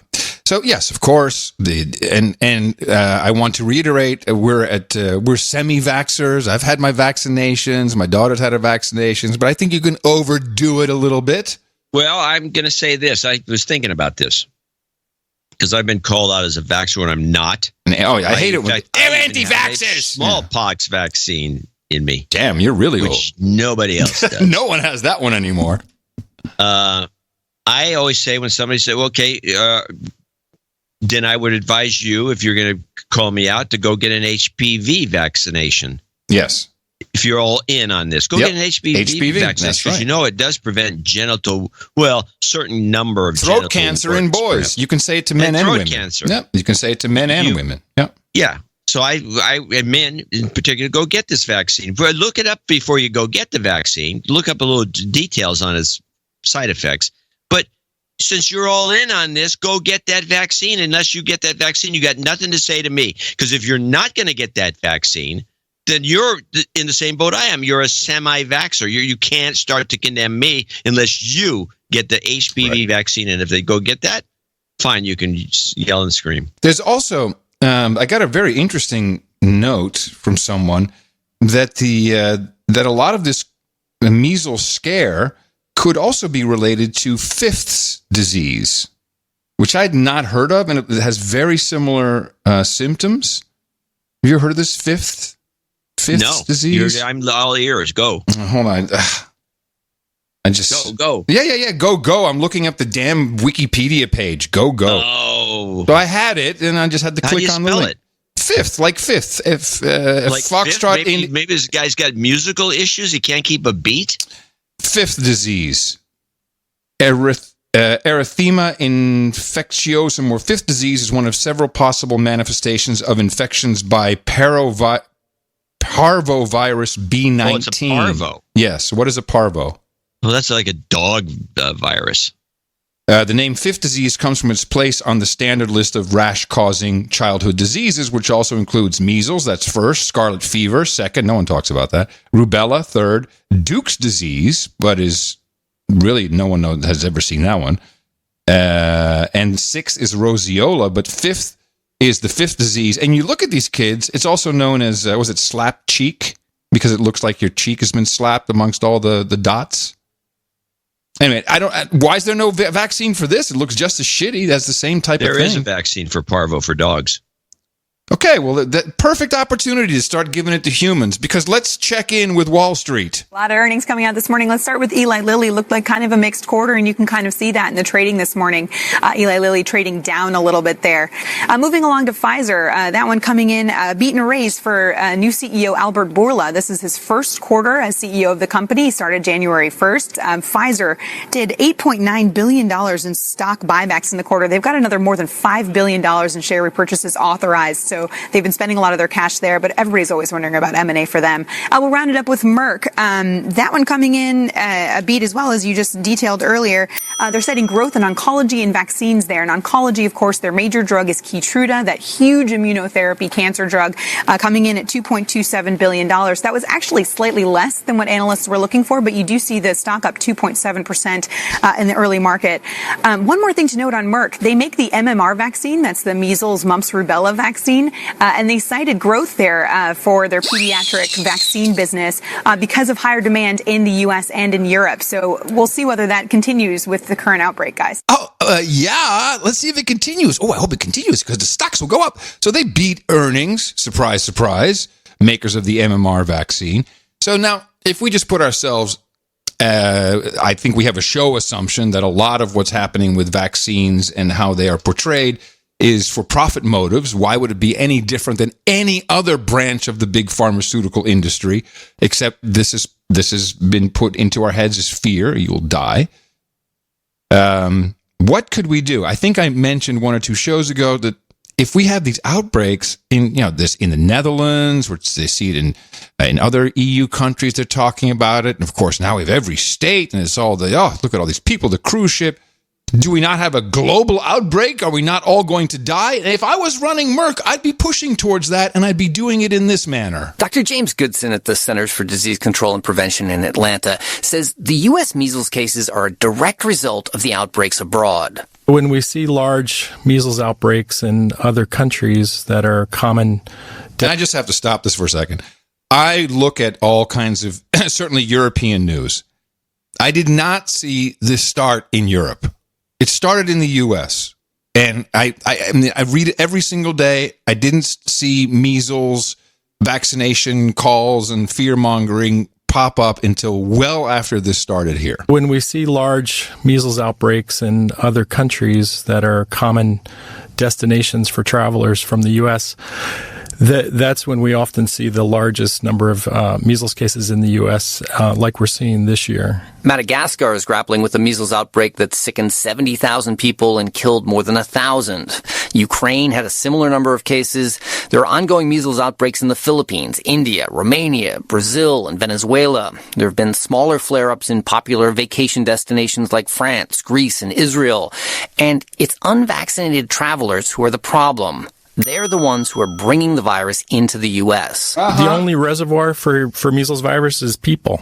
So the only way you're going to get measles is if you come in contact with somebody who's infected with measles. I guarantee you the next phase of this rollout is you have to be able to prove you've had your MMR shot before you can enter the United States of America, and that will be for citizens and non-citizens alike. You can just see it coming. That's a money maker. It's a huge money maker. So now I don't know what Merck's at, but this is where we would want to buy some Merck stock. But they still have to get the regulators. Or it doesn't have to be a law. They can just do it through Homeland Security. They can say, yeah, new rule. You got to be able to show. Dynamite. Somebody, a marketing guy at Merck would be getting a lot of handshakes and high fives. And a big bonus. Give me a big bonus bill right at the end of the year. Big bonus coming your way. Meanwhile, good idea. I'll just stay healthy with Jambo Joe's little gift box. Did you get one from Joe Winky? Our guys over here with the spray? The Jambo, the spray. This spray is so. First of all, he's Jambo. He sent the Solve again. The Solve, and that's so good if you have pain in your hands or your back or anywhere really, just muscle pain, any kind of joint pain. Yeah. But then he has these sprays, which is 500 milliliters of THC in a bottle with a peppermint. These guys have got a good idea, man. I've been around. Two sprays of that is enough for me. Yeah. Oh, fantastic. Yeah. Anyway, but I have a feeling we may be. So I think you're right. They're going to bring the. They're going to make They're going to put some rules in place. It's already, if you want a green card or just getting any type of visa beyond something in the visa waiver programs on ESTA, you have to show you've had all your shots or you will take them again. You cannot become a resident of the United States legally unless you can prove you've had all of your shots. So what no one says in this is... what do they do with somebody like myself who's old enough to have gotten the measles before the shot was even available? Well, you're good. They probably will have a time limit. They say, well, if you're older than such and such, you can get 63. If you were born after 63, which I was born in 64, you probably should get a booster. If you don't know if you already had a booster, get a third one. It can't hurt. This is literally getting them. Literally what they're saying. It's just distilled water anyway. So now let me give another strategy to the politicians. I would say Trump could do this. Any Republican could use this strategy. Where do you think these measles are coming from? Illegal immigrants. Well, that's what I'd be saying. The idea that the right-wing talk radio guys have brought out months back. Oh, I'm sorry. Sorry, I don't listen to that. Why you should. Why do you have to be so sarcastic? Oh, I'm just a sarcastic guy. Okay. I'm concerned about something. What are you concerned about? Well, stop. What are you concerned about? I'm not going to say what I'm concerned about. You'll find out later. I would say that this idea has already been brought forward. Also, the TB, tuberculosis, uncurable TB, is coming in from Mexico. Measles is coming in from Mexico. Leprosy. They just leprosy. Well, that would be cool to bring that back. I threw that in, but that's a good one. Leprosy is out there. Yes. We must have a doctor that can tell us how to cure it. I forget what happens if we get it. How to get leprosy. How to cure leprosy? I thought it was incurable. No, leprosy is very curable. Otherwise, it'd be leper colonies still. Well, we do have Steiner Ranch here in Austin, but I don't know if it's... Well, that could be a leper colony, but we don't know for sure. All right, let's talk about Venezuela for a moment. Let's see. Surely you have some clips. I've got a couple things. No, I got nothing on Venezuela. I did have something, and I didn't keep it because it was just this guy going on about there was a coup against me, and I'm still here standing. And now then they got this new guy. They're introducing some third guy. Yeah. Okay. No, I'm going to. Besides Guaido, I'm going to pick it up right there. Okay. So first of all, shame on the neocons who are doing this. Bolton, Pompeo, God knows who else. You guys are playing the game from the 80s and 90s. It's so easy now for anyone with half a brain and some friends on the internet to see that, Guaido is there and he has troops and these guys have brand new uniforms with the creases still in the side. You got fat Americans walking around with underneath their clothing, they've got armor on.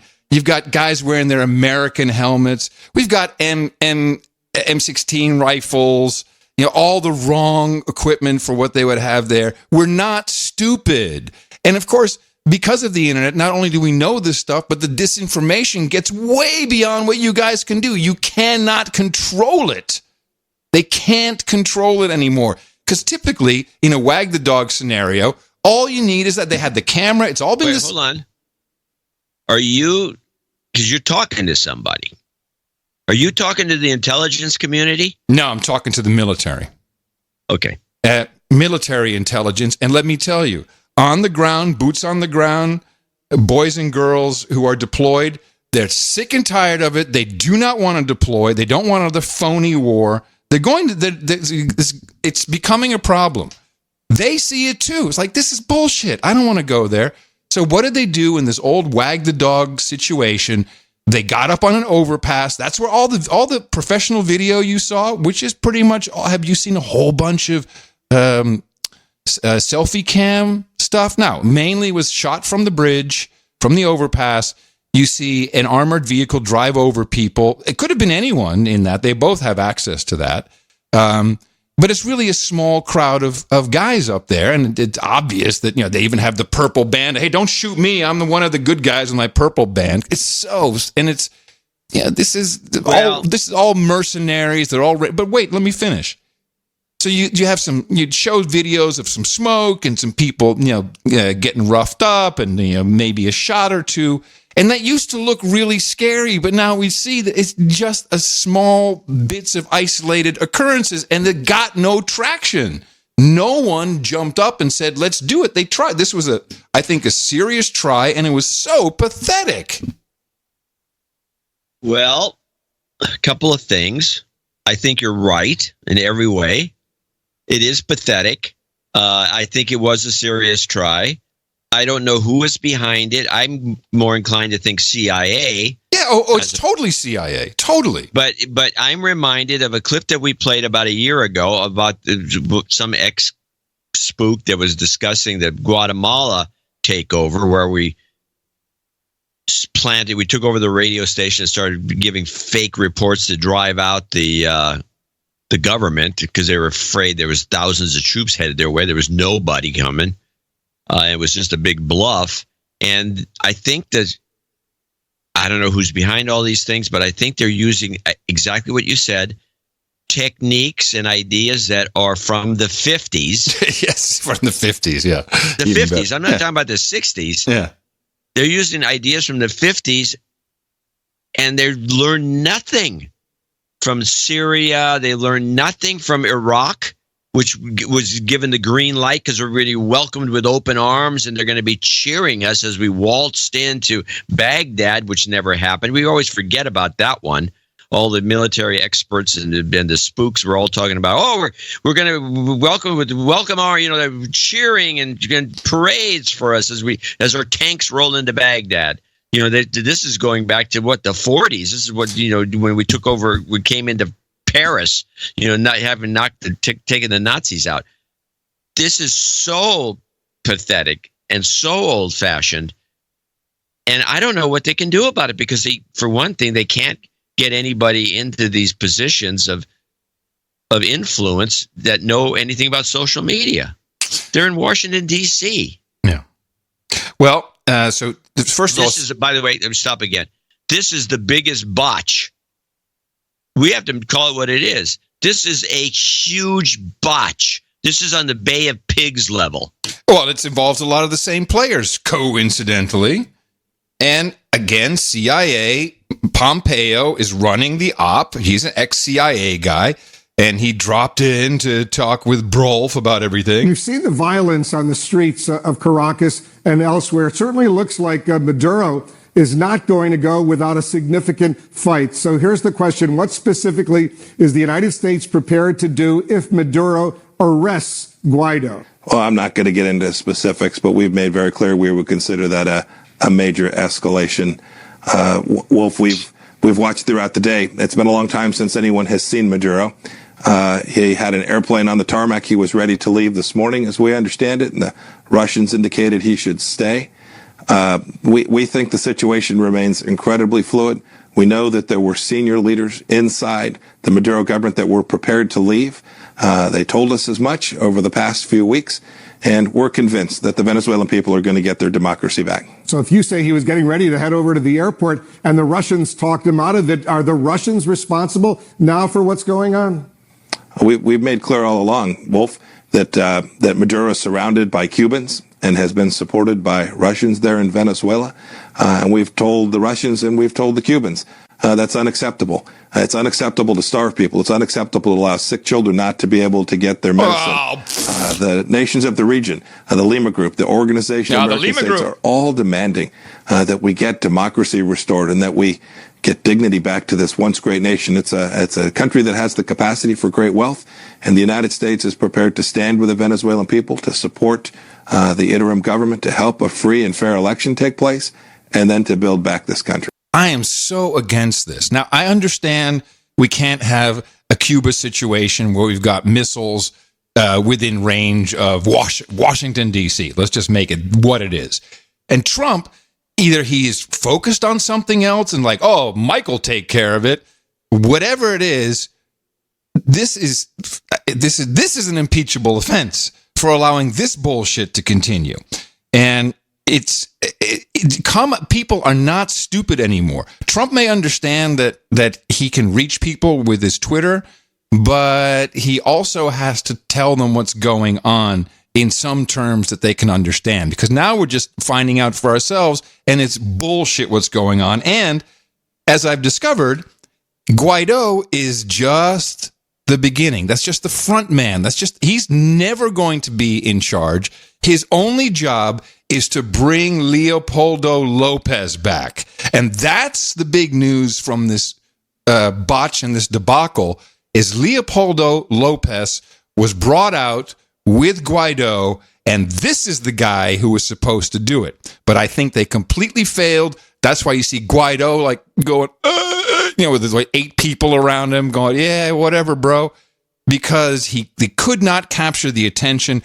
But I'm going to tell you who Leopoldo Lopez is as we go back to 2014, your favorite show, Democracy Now! Who is Leopoldo Lopez? The Washington Post describes him as a 42-year-old Harvard-educated left-leaning moderate. What do you know about his history?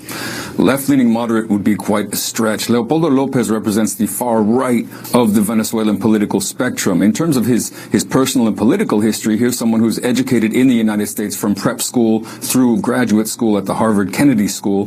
He's descended from the first president of Venezuela, purportedly even from Simon Bolivar. In other words, he's a representative of this traditional political class that was displaced when the Bolivarian Revolution came to power. In terms of his very specific political history, his first party that he came to power as a representative of, Primera Justicia, was formed at the intersection of corruption and U.S. intervention. Corruption by his mother, purportedly funneling funds from Venezuela's oil company into this new party, and on the other hand, funding from the NED, from USAID, from U.S. government institutions to so-called civil society organizations. Now, as Chavez came to power, the traditional parties in Venezuela collapsed, and both the domestic opposition and the U.S. government needed to create some other vehicle through which to oppose the Chavez government, and this party that Leopoldo Lopez came to power through is one of those vehicles. So this is really where he's coming from. In this moment, though, even his former compatriot from that party, Enrique Capriles, who was the unified presidential candidate for the opposition in April, has realized that the line of taking street action in an attempt to oust a democratic government is simply not going to work. And Leopoldo Lopez, as well as other far-right leaders like Maria Corina Machado and Antonio Ledesma, have really gone all in with this attempt to oust the government.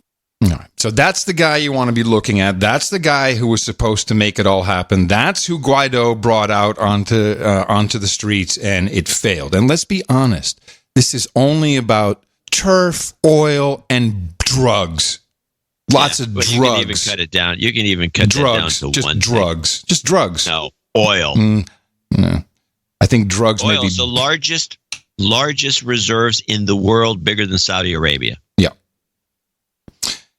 Drugs, who cares? And for those of you who think, it's just a crackpot and the buzzkill, just talking about all these conspiracy theories, I have one for you. A United Nations report just came out about the white helmets in Syria. I believe we have discussed many times how it looks like they were just faking the gas, the sarin attacks. And the only domestic news channel I could find to report on it was One America News, which has a very unprofessional read, but you'll get the details. At least 40 members of the terrorist-linked White Helmets have admitted they staged fake chemical attacks to provoke retaliation against the Syrian government. Members of the group, who won an Oscar for their Netflix documentary, came out in recent interviews for a study presented to the United Nations and confessed they had, in fact, faked the attacks. The Academy should take that award back. According to Maxim, why don't they? Because this report will never... Listen to the report. You'll never hear about it again. Faked the attacks. According to Maxim Grigoriev, the director for the Foundation of the Study of Democracy, the White Helmets provided a detailed description of the methods commonly used by their organization to fake the scenes. The admissions came after a thorough fact-finding mission carried out in Syria, which uncovered numerous members of the terrorist-affiliated group, as well as dozens of other actors who took part in the fake attacks. Grigoriev explained the participants were often innocent bystanders who were taken advantage of by the White Helmets. Many were living in poverty and agreed to participate just to earn a few dollars to buy food for their families. A woman recounts how the White Helmets members gave her a white sheet to wrap around herself and says she was then told to lie motionless on the ground. She was even instructed to fill her mouth with toothpaste so she would appear to be choking on chemical weapons. Excellent. Another man says he was told to close his eyes and play dead while the White Helmets filmed him being taken to a hospital.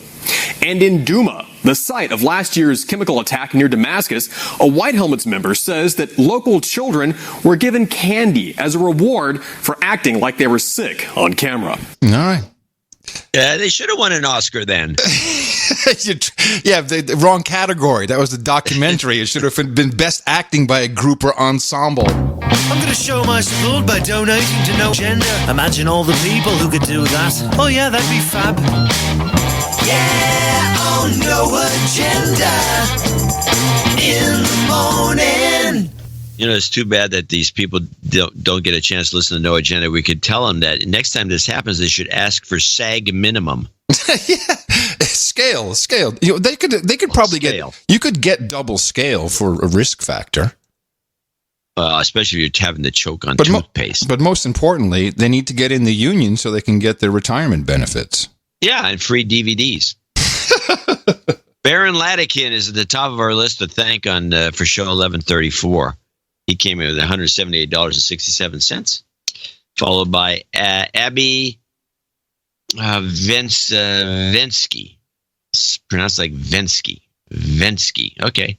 I should also know how to pronounce Wauwatosa, Wisconsin. Abby Vensky in Wauwatosa, Wisconsin. She says she wants to wish her very awake fiance, Brad Horowitz, a happy 33rd this last Monday. Thank you for keeping Brad sane with your 2X Week podcast. Yep. We will put him on the list. He's on. Bensky. Jeffrey, by the way, I like these people that send a little pronunciation hints. It helps. Well, yeah, if you got a name like Vensky. Jeffrey Breyer, $102.38. What was that? $102.38. Is this still this thing you're concerned about? What? Well, you were concerned about something, and you keep mumbling about what was that. I mean, are you okay over there? This was the mic stand. I'm unlike you. I have a mic stand, and with a boom on it. I've said. I don't know. I guess this wasn't really shown in the picture of my studio that I put in the newsletter. It was obfuscated by your ham radio rigs. Yes, I had plenty of them. And so there's a lot of wires on the floor. Mm-hmm. And sometimes the stand gets on top of them and then it falls off. Okay. Where is Jeffrey Breyer, $102.38. Oh, and he says $51.19 is enough for all you guys do, so I doubled it, even if it's nearly 150 Canadian pesos. He wants to call his brother out, Kevin, as a douchebag.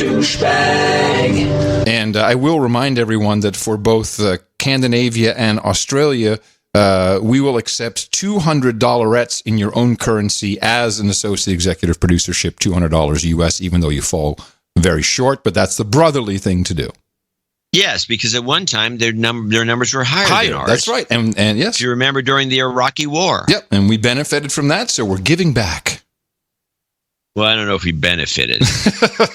Boss von Bruegel, $100. Parts unknown, but he's in Deutschland. Keep up the amazing work, Adam. Adrian Ramos, $84. Dino in Alberta, Canada, $75. And I do have a note. And I kept this note to read because it's a little long. I'm not going to read the whole thing. Maybe I will, but I just thought it was an interesting note. It was written. When you say that, when you say it's a very long note, I won't read it, but maybe I will. Do you know who you sound like? You sound like Trump. You sound like Trump? When you say that, it's a very long note. Maybe I'll read it. Maybe I won't. Maybe I will. I don't know. It's just a Trump moment. Stupendous note. It closed the check for $75 Canadian, which is my Alberta Climate Leadership Adjustment rebate. It's money that Dino spent on something in Alberta. I received the check a few weeks ago and immediately thought to donate it to the best podcast in the universe, where John talked about our climate tax and rebates. It inspired me to get off the couch and send it to you. Although I seriously doubt that the climate tax will save the planet. This is a great idea. I'm sure that donating this rebate to the No Agenda Show will be healthy for my amygdala. This is a great donation idea. It's a great donation. What is the amount? It was $75. Where is it? 75. Yeah, $75 Canadian. Okay. That was his rebate check for. That's the new standard. The scam tax. Yeah. The climate tax. That's the new standard. Tax. New standard for Scandinavian donations. Yeah. These rebates are paid out 4 times a year, so there might be more coming your way. However, Jason Kenney, the newly elected premier of Alberta, campaigned on eliminating the tax. My feeling is that Kenney won't cancel the provincial tax, but will stop the planned increases, since the feds will just step in and tax us directly anyway. So in other words, these checks will keep coming, and Kenney's full of crap, according to this guy. Regarding we talked a lot about that. Regarding the recent provincial election here in Alberta, the fact of the matter, quote unquote, is that even though the climate tax gets a lot of discussion, deeper and more sinister shenanigans are afoot. A week before the election, a report from the Canadian writer Vivian Krause was heavily promoted. It accuses and provides proof that various climate change and environmental groups of being sponsored by American foundations and business interests. Their goal is to kill the Alberta energy business by landlocking our oil and gas reserves, driving down the price of a barrel of crude. No surprise to many of us, but big news to others. Kenney made it part of the campaign, and in his election night victory speech called out the Rockefeller Brothers Fund, the Tides Foundation. Nice. Look that one up, our favorite. Yeah. Lead Now and the David Suzuki Foundation and others. Since 2015, of course, we got none of this news down here. we do now. Since 2015, hordes of climate crisis activists have infiltrated our provincial and federal government. So I wonder, is there any collusion? It may be old news now, but I can get clips if you want them. Yes, of course. Yeah, of course we want clips. Yeah, if possible, could we please get some jobs karma for the folks here in Alberta? Yeah, we'll put it there. It's been estimated almost 130,000 jobs related to the oil and gas industry have been lost since the NDP and the Liberal Party of Canada took over our government. Here's hoping that the UCP can get our economy back on track, and here's hoping that Trudeau and his Liberals get sent packing after leadership election in October of this year. Thanks for as we say to all the Canadians, I'm sorry for your challenge. I must have gotten 10 emails from people saying Trudeau is high. There's no such thing as Canades. So thanks. I thought it was a nickname or something. Canades. But we call you Canades now, and I'm sorry for your challenge. Oh, God. All right, onward. Sir Patrick Coble comes in with 73. Hey, Cobell. Patrick Cobell. Oh, he needs travel, speech, and travel home karma. I got it. Well, I'm going to give that to him right now. Come on, it's Patrick Coble, man. Are you kidding me? You've got karma. Earl? Is he Earl? Duke? What is he? He's up there. Make sure that the travel or the Alberta karma comes in at the end. Sure. Martin Tillman, 69-69. Sir Jim Zuckel, 69-69. Sir Got Nate in Sebastopol, 69-69. Sir Jim Zuckel at the end will do F cancer karma for his sister, of course. Yes, absolutely. Peter Chong in Lakewood, Washington, 6767. Sir Gabe of San Francisco. Sir Gabe, 6660. Sam Connor, 60. Robert Bruckner, 5555. Scott McNabb, 55. He's got some birthday coming up. Eugenia Rockwell, 5119. These are 5119 was a special donation for today's show. This was the May 1st donation. Scott McNabb needs a de-douching, so I'd like to give that to him. You've been de-douched. Because as we've seen, when we don't do it, when we don't do it, people. So here's the people who helped us. Name and location 5119. Eugenia Rockwell, MWE Tushenbrook. And he's got a little thing in Dutch here. Well, he's been listening to me on the radio since 1981, and he says, now it's no agenda. I'm still listening. Thank you. I did a million, William Alston in Baltimore, Maryland. Chris Ritger in, Meeteetse, Wyoming. I think it's Meeteetse. Meeteetse. Is it your teats or my teats? Paul in Renton, Washington. Ben Todman, Brian Burgess. We want to thank these folks, by the way. And Sir Paul from Twickenham, UK. Now, there's not a lot. Not a lot of people jumped on that one, but we did get those. Sir Chris Sundberg, $51 in Mercer Island. The following people are $50 donors, name and location. Jeremy Cartwright, who's in Rockford, Illinois.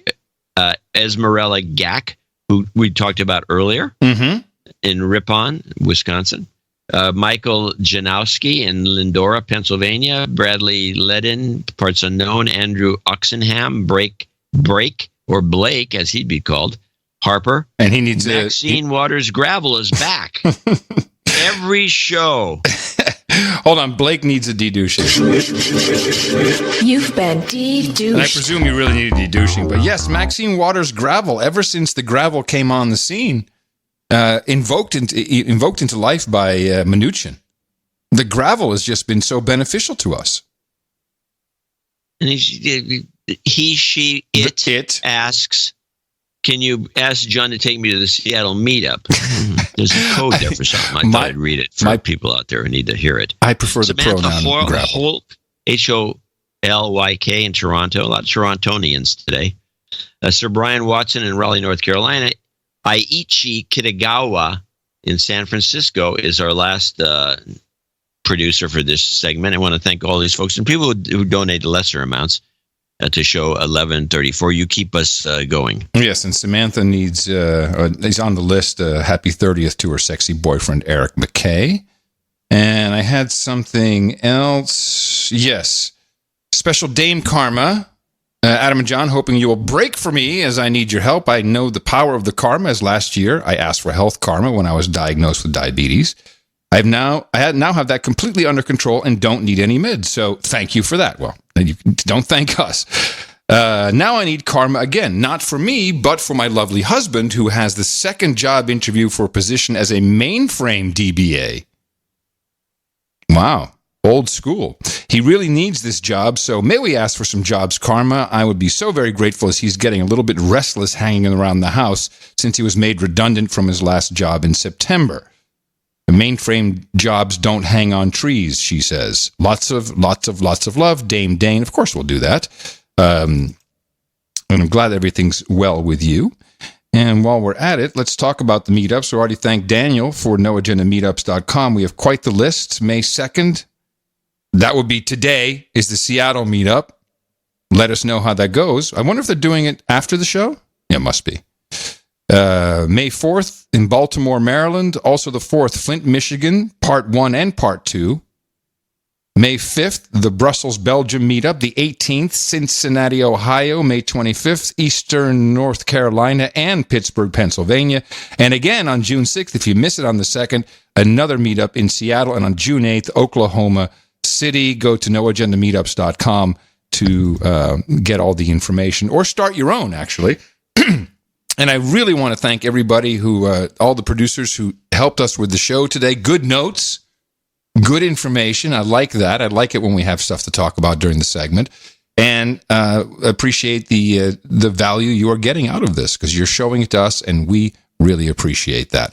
Please, everyone else who didn't, you know that you're less than 1% of the entire production audience. Go to Dvorak.org/NA as requested. Fucking cancer! Fucking cancer! Jobs, and jobs. Let's vote for jobs. You've got karma.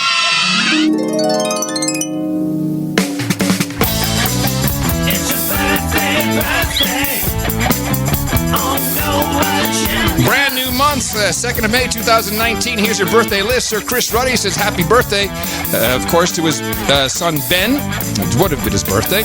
Abby Vensky, happy birthday to her fiance Brad Horowitz. He turned 33 on the 29th. Scott McNabb will be celebrating on the 6th.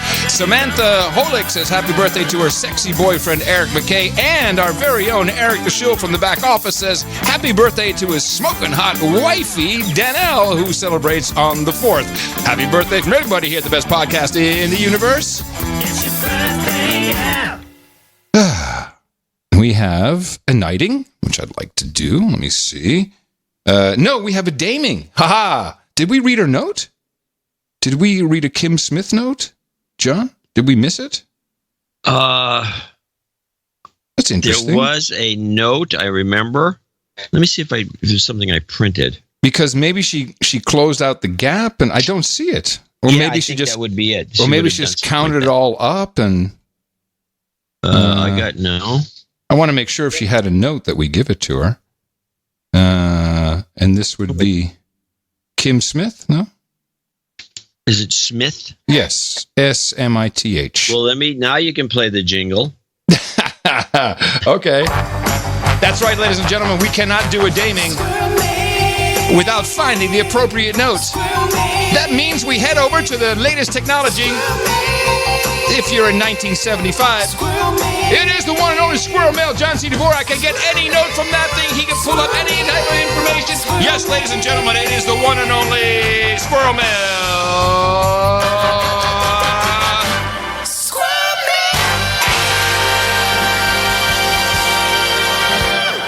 This is funny because I got a bunch of Kim Smith emails, but they're here it is. It worked. It came under K-A-L Smith. It's a good thing I looked under Smith. Hi, gents. I do not recall exactly when my husband hit me in the mouth, but I can tell you that it was at some point prior to the show where Adam mentioned the time he nearly singed his nads while smoking on the toilet. Oh, this is a long time ago. She's an old school listener. I don't even remember this. I do. Something you don't forget. For whatever reason, I do not forget things like that. Well, neither does Adam, apparently. Thanks, Adam, she says. On show 1133, my smoking hot hubby, surreptitious Knight of the Marin Headlands, provided a birthday 8008 donation towards my damehood.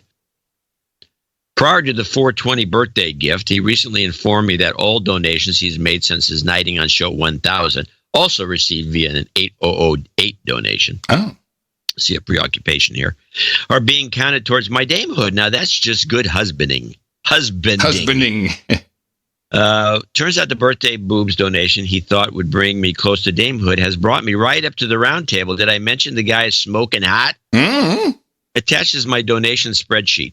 Please dame me Dame Moneypenny of the Frequently Annoyed. All right. You ready? I would truly enjoy... here's another one. Get your pencil. Oh. I would truly enjoy barbecued oysters and Anchor Steam at the round table. Barbecued. We haven't had Anchor Steam on there before. Oysters and Anchor Steam? Yeah, Anchor Steam. It's the finest, one of the earliest of the fabulous microbreweries. Fab. Okay. Not that small. And if a jingle is in order, please consider Give It Up for Raven. Charlie Rose DNA followed by a goat scream. Well, there's no, I don't know. We'll save that maybe. I cannot thank the both of you enough for the many hours of sanity you provide for us each week. I also find the quality of the contributors or the contributions by many of the producers entertaining and inspiring. I have no doubt someone out there is reworking the Spandau Ballet song. Thanks in advance for the many triggers it will create. And thank you for your courage. Kim Lewis Smith, Northern California. All right. Well, if you can grab your blade, I'll grab mine. Got it right and here. We'll do a special thing this time. Straight from Reseda, here she is, Raven. Give it up. Tell me about this sexuality. It's in your DNA. All right. Kim Smith, step right up to the podium. Thank you very much for your support of the best podcast in the universe, the amount of $1,000 or more. That gives you the opportunity to take a seat at the round table. We have all of our knights and dames, and I am very proud to pronounce the Dame Moneypenny of the Frequently Annoyed. For you, by request, barbecued oysters and Anchor Steam. We've got hookers and blow, rent boys and Chardonnay. Fun for the whole couple, maybe the whole family. Crawfish and cane breaks. We got Dr. Pepper and a quick handy kebab and Persian wine. Red highs and redheads and rides, organic macaroni and plasticizers, beer and blunts, cowgirls and coffin varnish, bong hits and bourbon, sparkling cider and escorts, ginger ale and gerbils, and of course, as always, the mutton and mead, which everybody seems to enjoy. And thank you again, Dame Moneypenny, for your support of the best podcast in the universe. Oh, that's a little low. And I need to remind you to go to noagendanation.com/rings, and that is where you can give Eric the shill. All of your info will get the ring out to you as soon as possible. Title changes. There you go. Turn and face the slaves. Title changes. Don't want to be a douchebag. Upgraded title today. Sir Timothy of the No Fix title becomes a baron and becomes the Baron of the Upper Peninsula in Michigan. Congratulations. And again, thank you for your aggregated support of the No Agenda Show. Cannot do it without all of you. And we enjoy doing it. And as John said earlier, we'd probably also go insane if the show didn't exist. So it's helpful all around. And remember to support us for our other Thursday show on Sunday at Dvorak.org/NA. Woo! Okay. Oh, and what did I have? Did I have something here? Well, I do have a note to read. Oh, okay. This is from producer Anonymous. I just heard show 1133, and would like to extend some of my knowledge on the above subject as of some standing. I actually drove one of those cars on a nightly basis in the police department that I work for in the Bay Area. Now we're talking about license plate readers. That was the title of the email.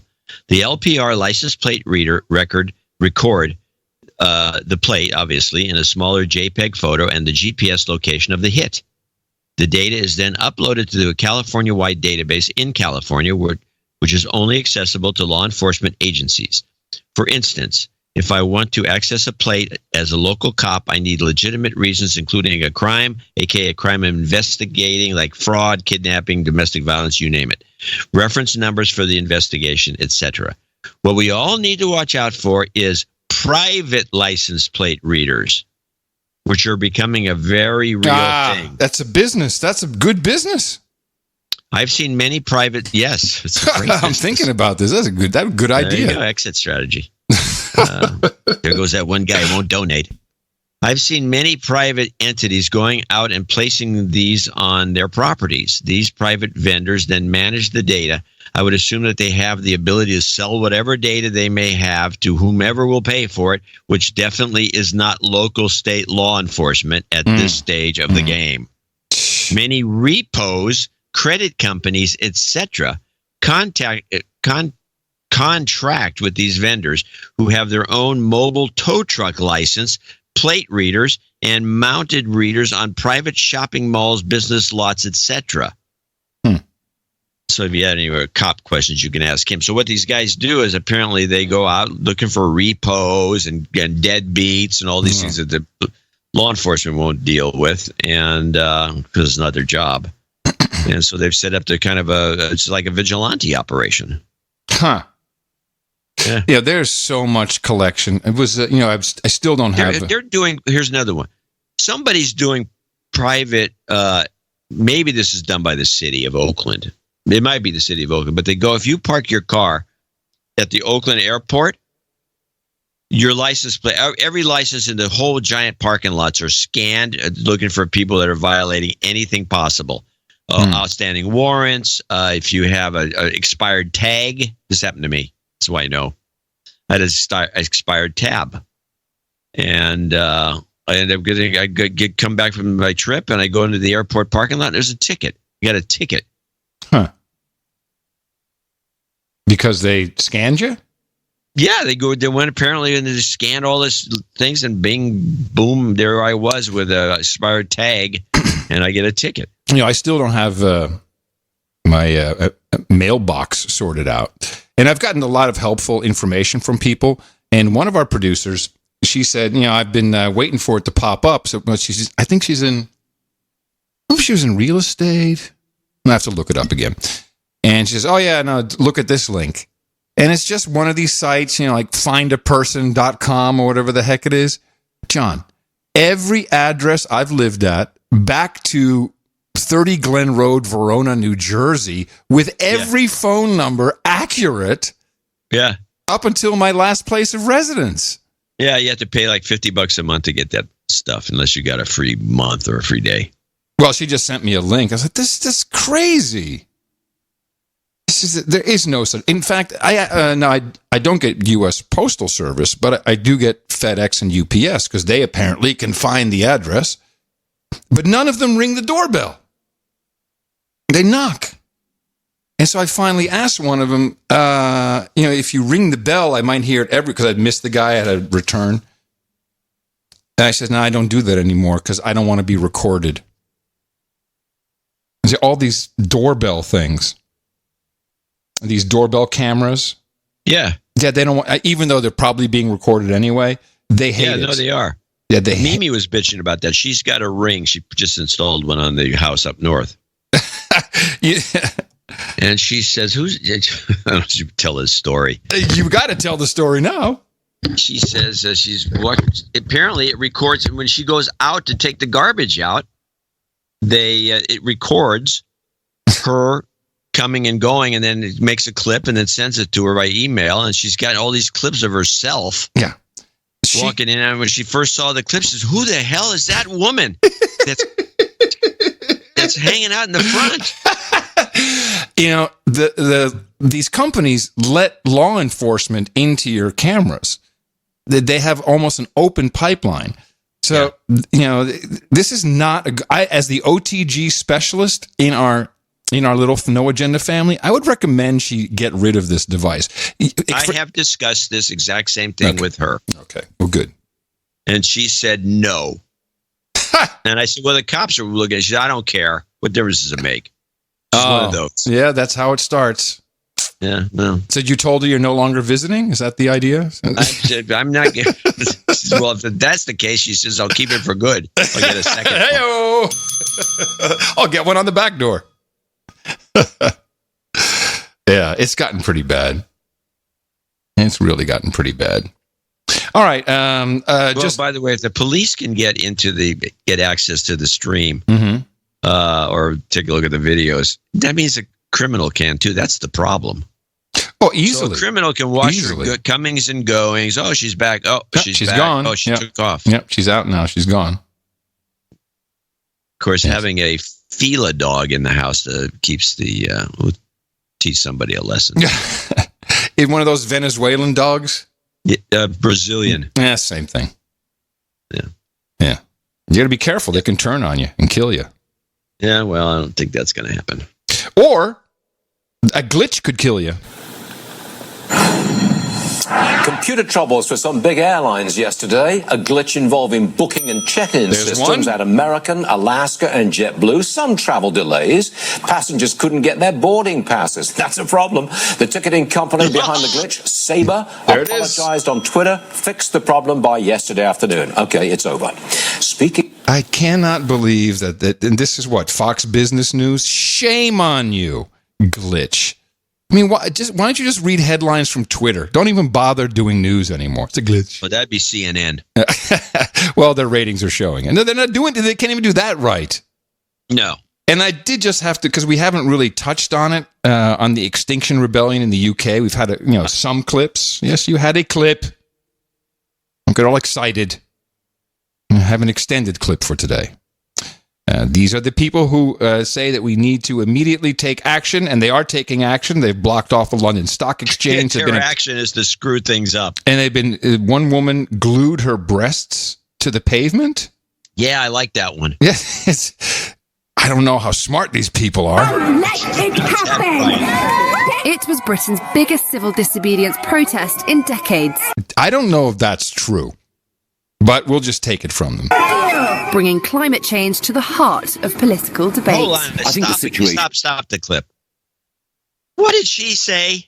The biggest. And you said I don't know that it's true. We'll hear it again. They had these student protests about the tuition that they had to invent kettling because it was completely out of control. And she says this.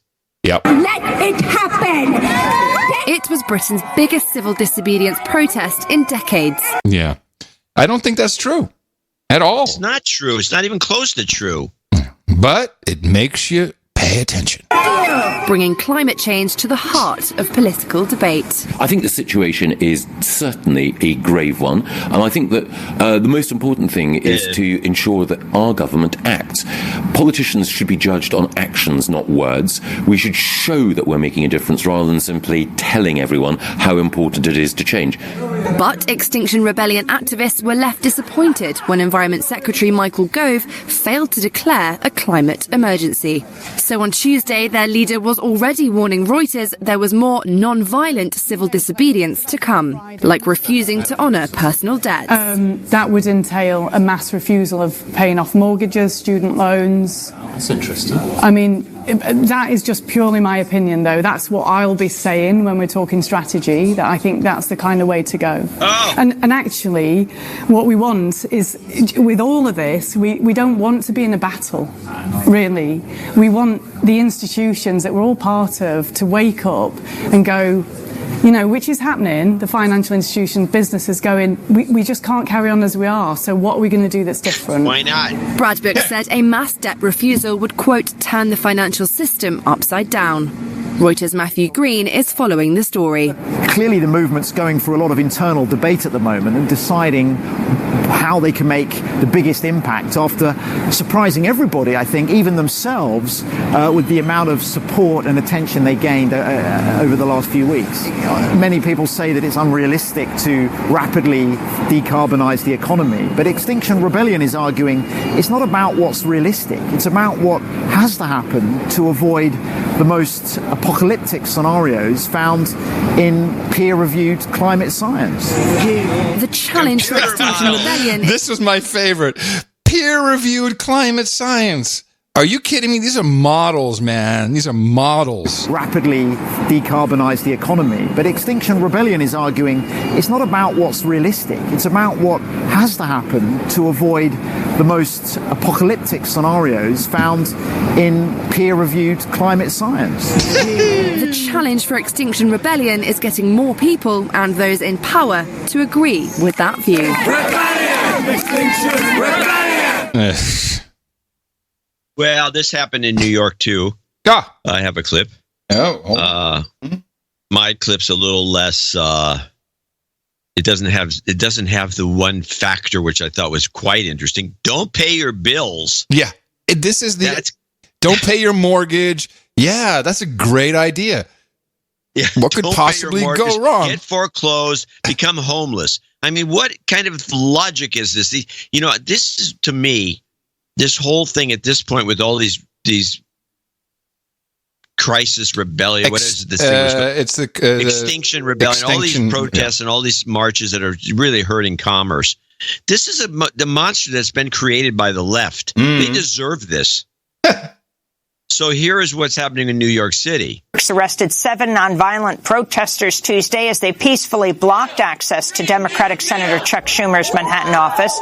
The youth activists with the Sunrise Movement are calling on the Senate Minority Leader to endorse the Green New Deal, a resolution calling for a transformation of the U.S. economy by funding renewable energy while ending U.S. carbon dioxide emissions by 2030.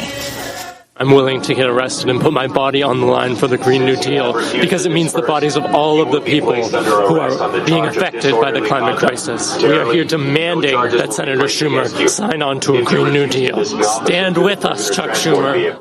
Activists with the Sunrise Movement say they've asked Senator Schumer to convene town hall meetings to discuss his climate plan, but say their requests have been rebuffed or ignored.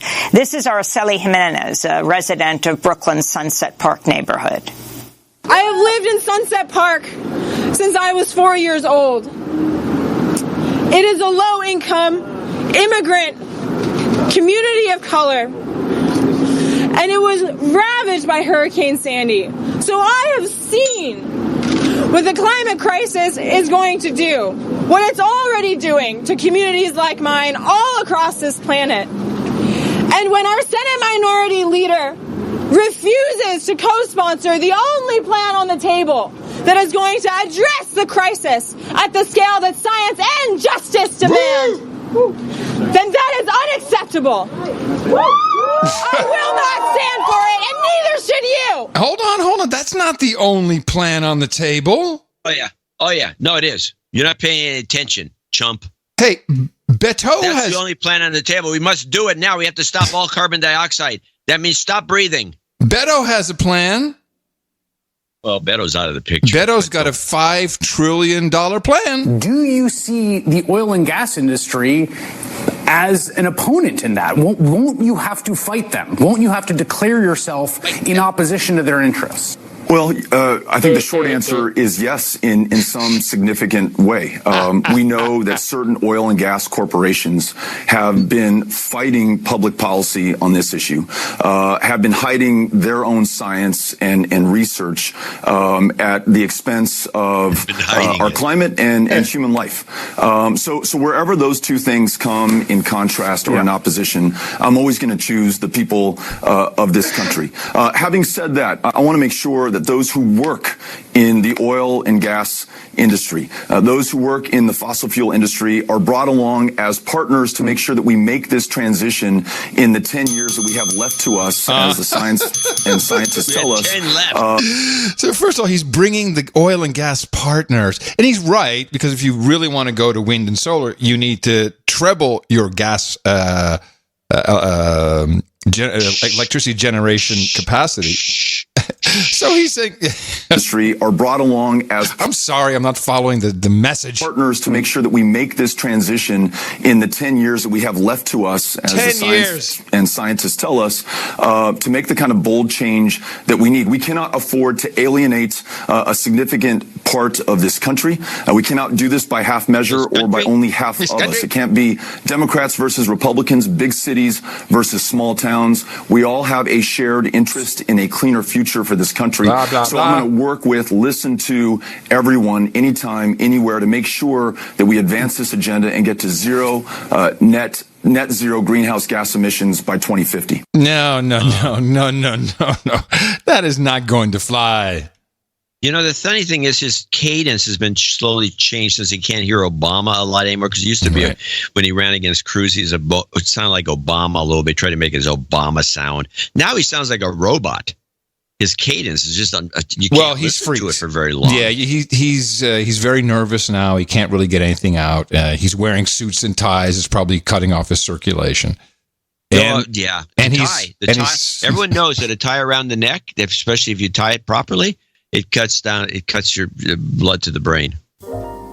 And you would slowly become an idiot. Very common knowledge. And with that handy no agenda tip, we will leave you for today's deconstruction, but we'll be back in just a matter of days on Sunday, the other Thursday in the week.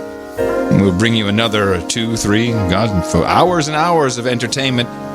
Hope you found something valuable today. If you did, we'd appreciate you to send some value our direction, Dvorak.org/NA.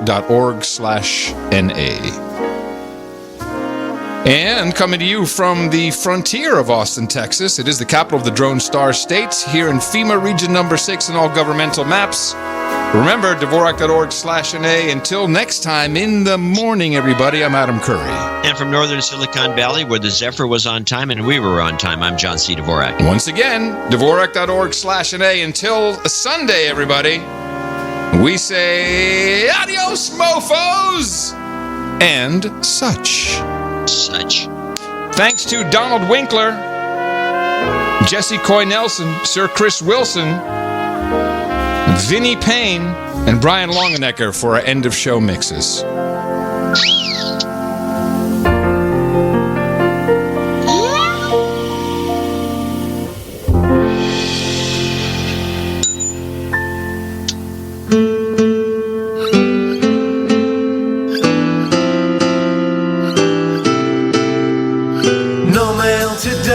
Mailbox has gone away. They say I don't exist. I'm getting pretty pissed. No mail today. Postmaster's passed the buck. I told him on my plight. He doesn't give a fuck. How could they know just what this really means? Non-existent address, much worse than it seems. How can they find my house out in the burg when it's not on the computer but the number's on the curb? No mail today and no delivery. They've misplaced my address. No wonder I'm depressed. That's true. That's true. That's true. That's true. That's true. That's true. That's true. That's true. That's true. That's true. That's true. That's true. That's true. That's true. That's true. Collectives still survive. So that the birds can flourish. That's true. Collectives still survive. That's true. So that the birds can flourish. That's true. That's true. So that the birds can flourish, so that the mammals can flourish, so that all life can flourish. That's true. Collectives still survive. That's true. And really, we think that that would be the gentler choice, somebody is saying. Yeah, that it would be gentler to simply back to that which is sustainable. And that's true. That's true. That's true. That's true. That's true.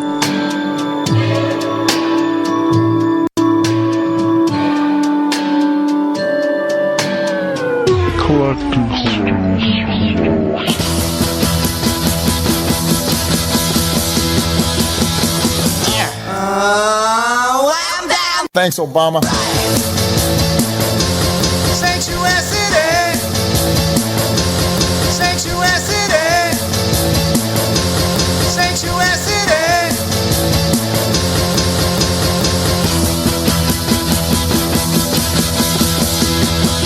Thanks, Obama.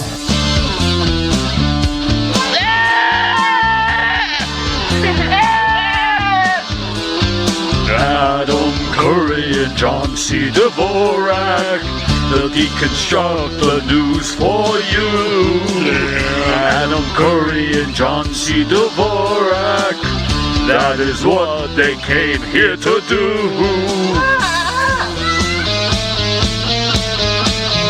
That's true. That's true. We need to kill them. We need to kill them. Bomb them. Bomb them. Bomb them. And bomb them again, eh?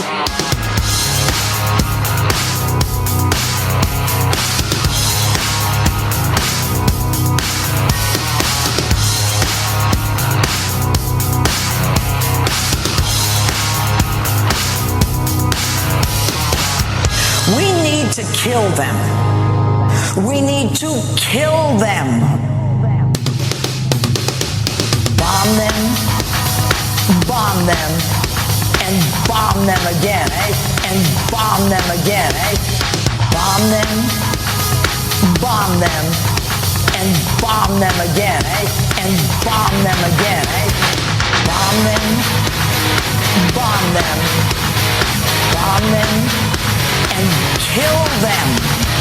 Bomb them, bomb them, and kill them. Bomb them again. Bomb them again. We need to kill them. Bomb them again. Bomb them again. We need to kill them. And bomb them again. The best podcast in the universe. Dvorak.org/NA. Mr. Chairman, move the table. Mr. Chairman, I move to amend. Mr. Chairman, I move to adjourn.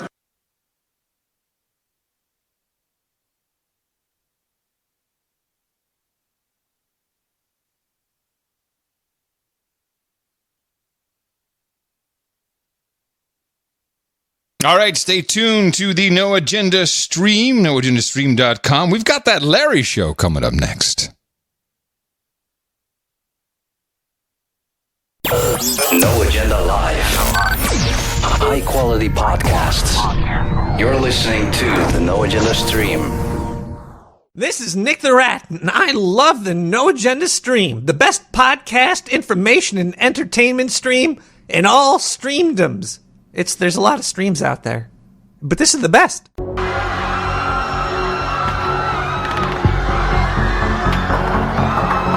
world is going to end in 12 years. If you like your doctor, you can keep your doctor. The world is going to end in 12 years. Authoritarian communism. The world is going to end in 12 years. You can keep your doctor. Communism. End in 12 years. Keep your doctor. Communism. In 12 years. Communism. In 12 years. Communism. Communism. Communism.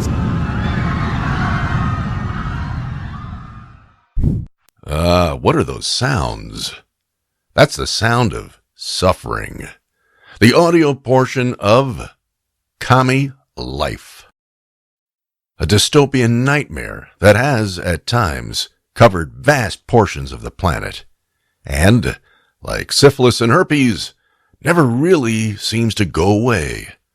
No matter how many times you kill it, it comes back. Mayday is here. How ironic that the day commies have co-opted as their high holy day is also the nautical distress signal. Maybe it's not ironic at all. When commies are near, so is disaster.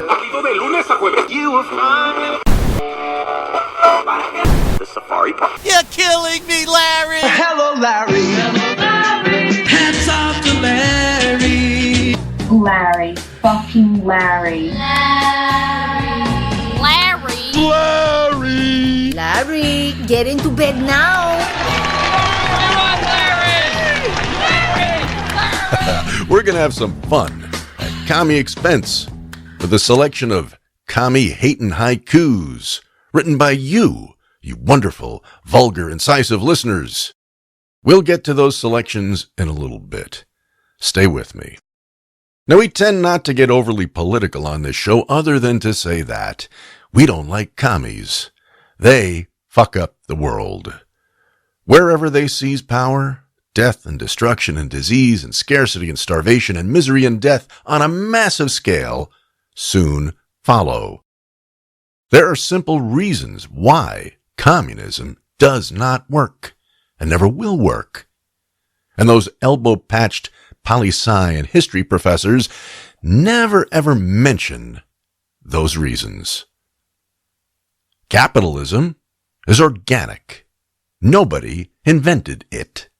Nobody wrote a book or a manifesto on how to do it. It just evolved on its own, naturally. Communism, on the other hand, is completely synthetic, concocted by a cabal of theorists, scumbags, and assholes. The most prominent being Karl Marx. How ludicrous that the head commie-in-chief, the original neckbeard, for all his braying about labor and workers, never worked a day in his goddamn life. Not one. He made his money the old-fashioned way. He married it. And then sat on his soft, squishy ass spewing bullshit. But not just any bullshit, lethal lies that have resulted in more suffering and death than many, many wars and plagues combined. Capitalism exists in harmony with human nature, in harmony with the nature of most creatures on this planet. And a huge part of that nature is to want to keep what you have, personal property, what you have worked your ass off to create or accumulate. Or keep what somebody else worked their ass off for and decided to leave to you as an inheritance. Nothing wrong with that. Not only are people hardwired in this way, when Moose, the guard dog of the Take No Shit Dojo, wraps his jaws around some yummy treat, he does not run to the dog across the street and give it to him. He guards his treats and swag jealously. He also guards his pack, me and my family. It all works according to nature. There was even a video on YouTube of a fucking snake coiled around an orange, his orange. And he was striking at some guy who was trying to grab the orange from him. Fuck off. That's my orange. The essence of communism is, of course, no real personal property. It's all communal. You know I'm a word freak. Ever wonder why you rarely hear the word neighborhood anymore? It's been pushed aside. Now everyone lives in a community.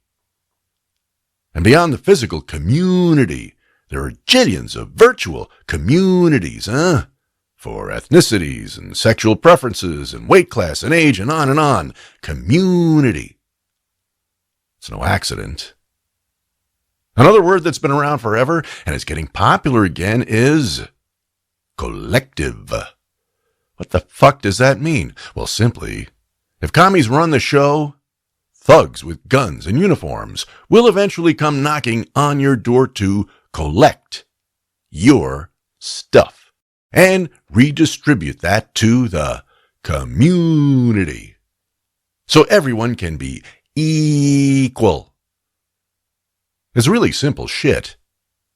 But because, at its essence, the notion is so repulsive to most people, commies bury it in a lot of meaningless verbiage.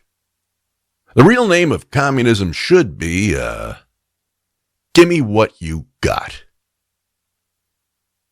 Communism is unnatural, artificial, man-made, dreamed up by fucked up, evil pricks. There are only two varieties of commies, stupid ones and evil ones. Lenin knew this. He called his vast minions of true believers useful idiots. You know what they look like. They love to sit cross-legged, with their arms linked in solidarity, swaying from side to side as they sing. Someone's crying, Lord, come by.